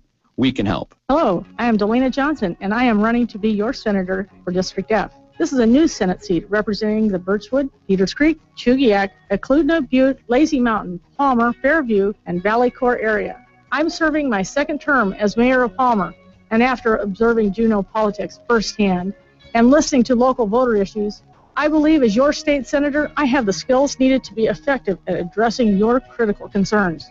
I'm a 47-year Alaska resident. I graduated from Sioux Valley High School, Mat-Su College, and the University of Alaska Anchorage. My husband of 33 years and I raised and educated our 5 children in the Palmer area. I started and owned a successful business, and I have a track record of accomplishment. I have succeeded at difficult tasks before, and together we can keep the best and fix the rest when I get to Juneau. Your new Senate seat deserves someone who's been there, done that, not a career politician. My only special interest group is you, the voter. Paid for by Delana for State Senate, Box 1891, Palmer, Alaska. Trail Boss Solutions is your local award-winning, nationally recognized construction and remodel firm. From handyman services to kitchen design and remodel to custom home construction, Trail Boss Solutions has the experienced professionals to take your project from initial design through completion, on time and on budget. Trail Boss Solutions is the only call for all your construction, design, and remodel needs. Please visit us on the web at trailboss-solutions.com or contact Trail Boss Solutions direct at 646-1403.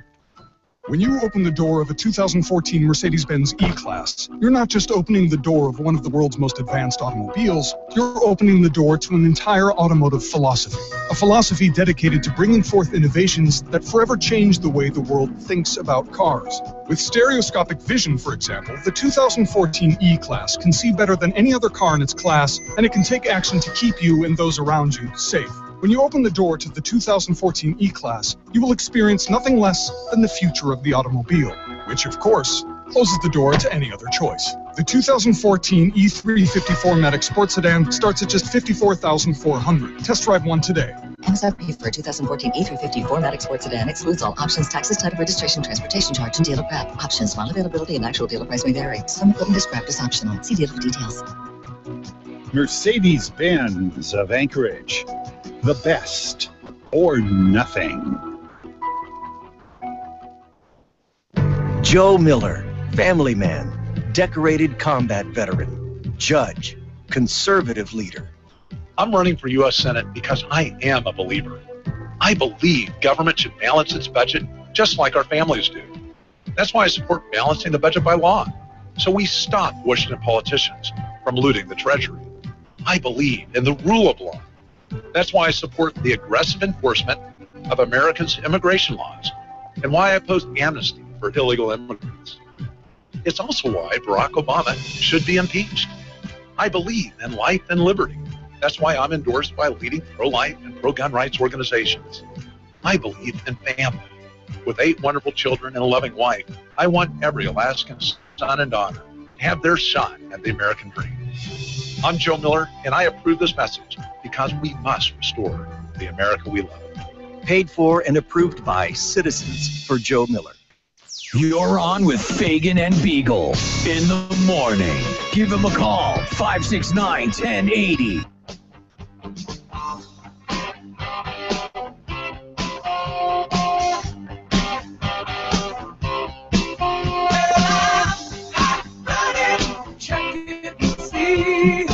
All right, 8:49.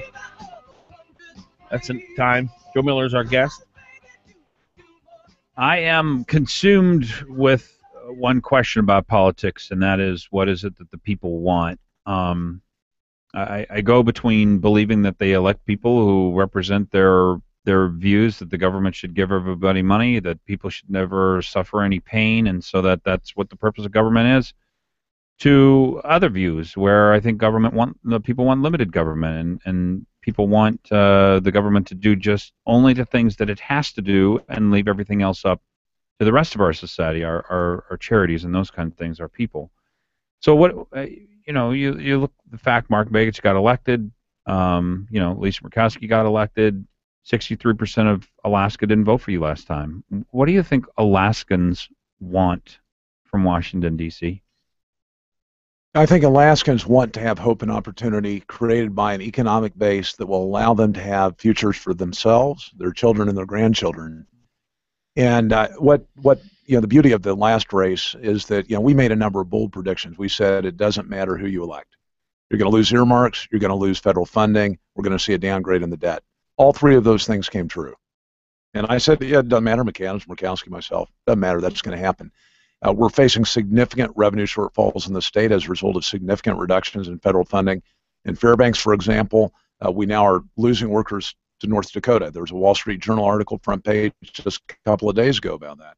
And that's in part because we've gone from hundreds of millions of dollars in Corps of Engineer contracts down to tens of millions. It's because of the loss in federal funding that we predicted, that our campaign predicted. I think Alaskans want somebody that's going to tell them the truth and that's going to actually fight in a direction that's going to create security for them. And I think when they see a federal government increasingly approaching bankruptcy, I mean, the numbers are unassailable. 17.5 trillion absolute debt, 200 trillion future unfunded liabilities. They don't want to hear this stuff that we're hearing out of the Sullivan campaign about, I'm going to go fight for you, when it really doesn't have teeth behind it. And they don't want to hear the rhetoric. They want to hear somebody that they can trust and that they know is going to go out there and actually apply political pressure in a direction that is going to bring about for them hope and opportunity.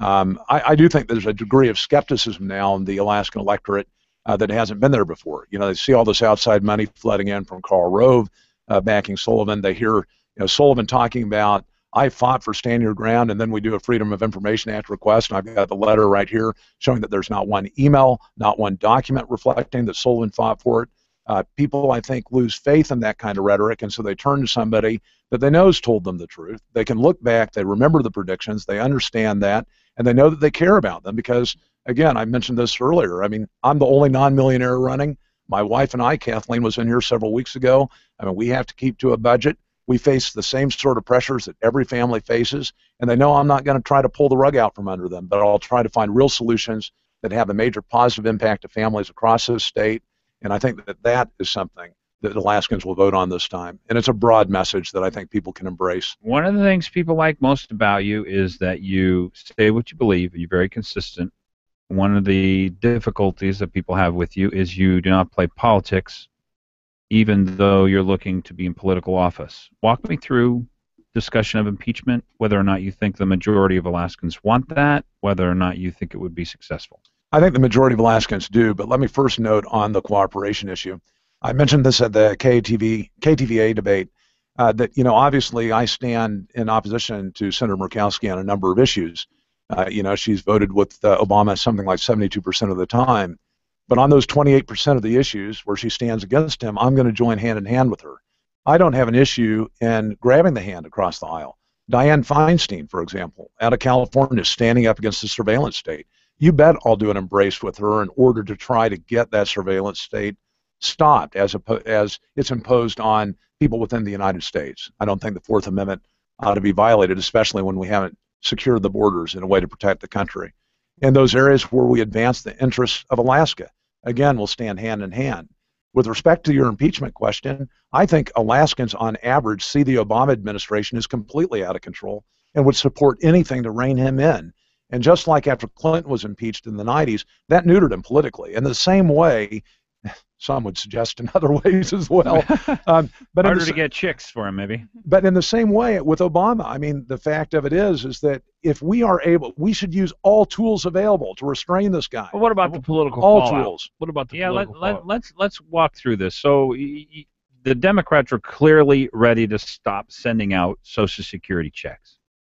We were on the eve of that. That was the next. You're not talking that's about never been impeachment. on the table. That was the next step. No, we're not talking about impeachment. He said use all available means in order to stop the Democrats and stop the president.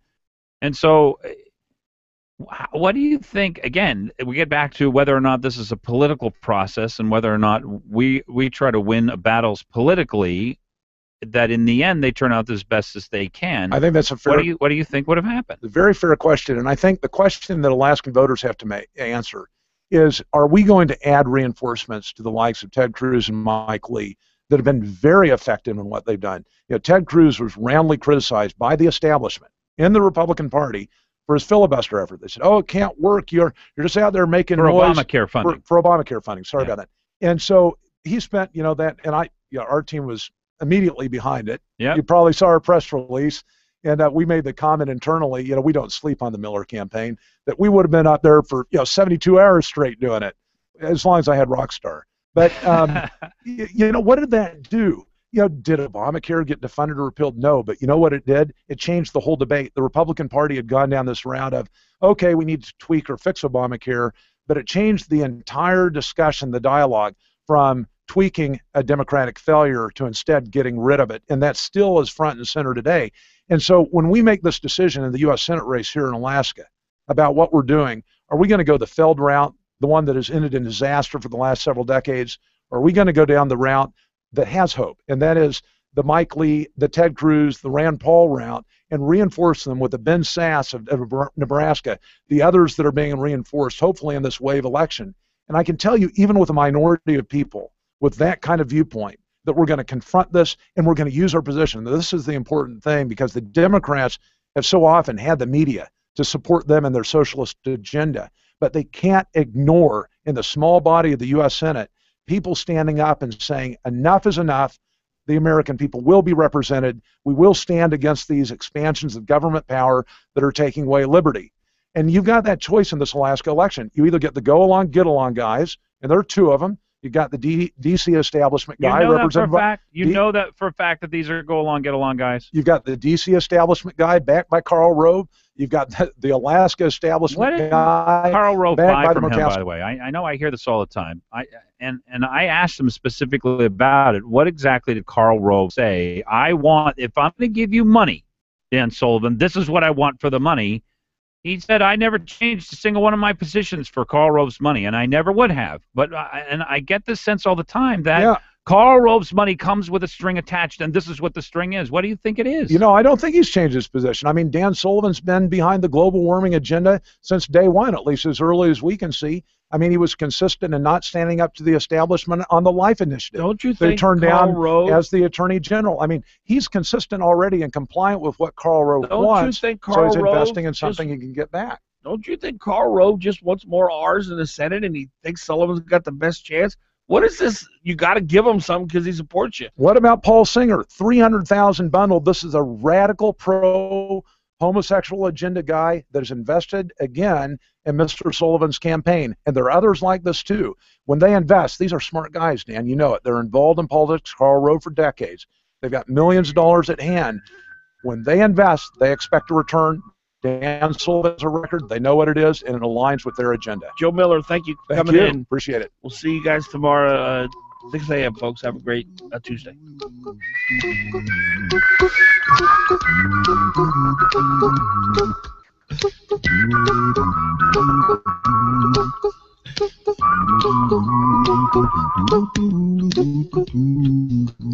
Here's a little song I wrote.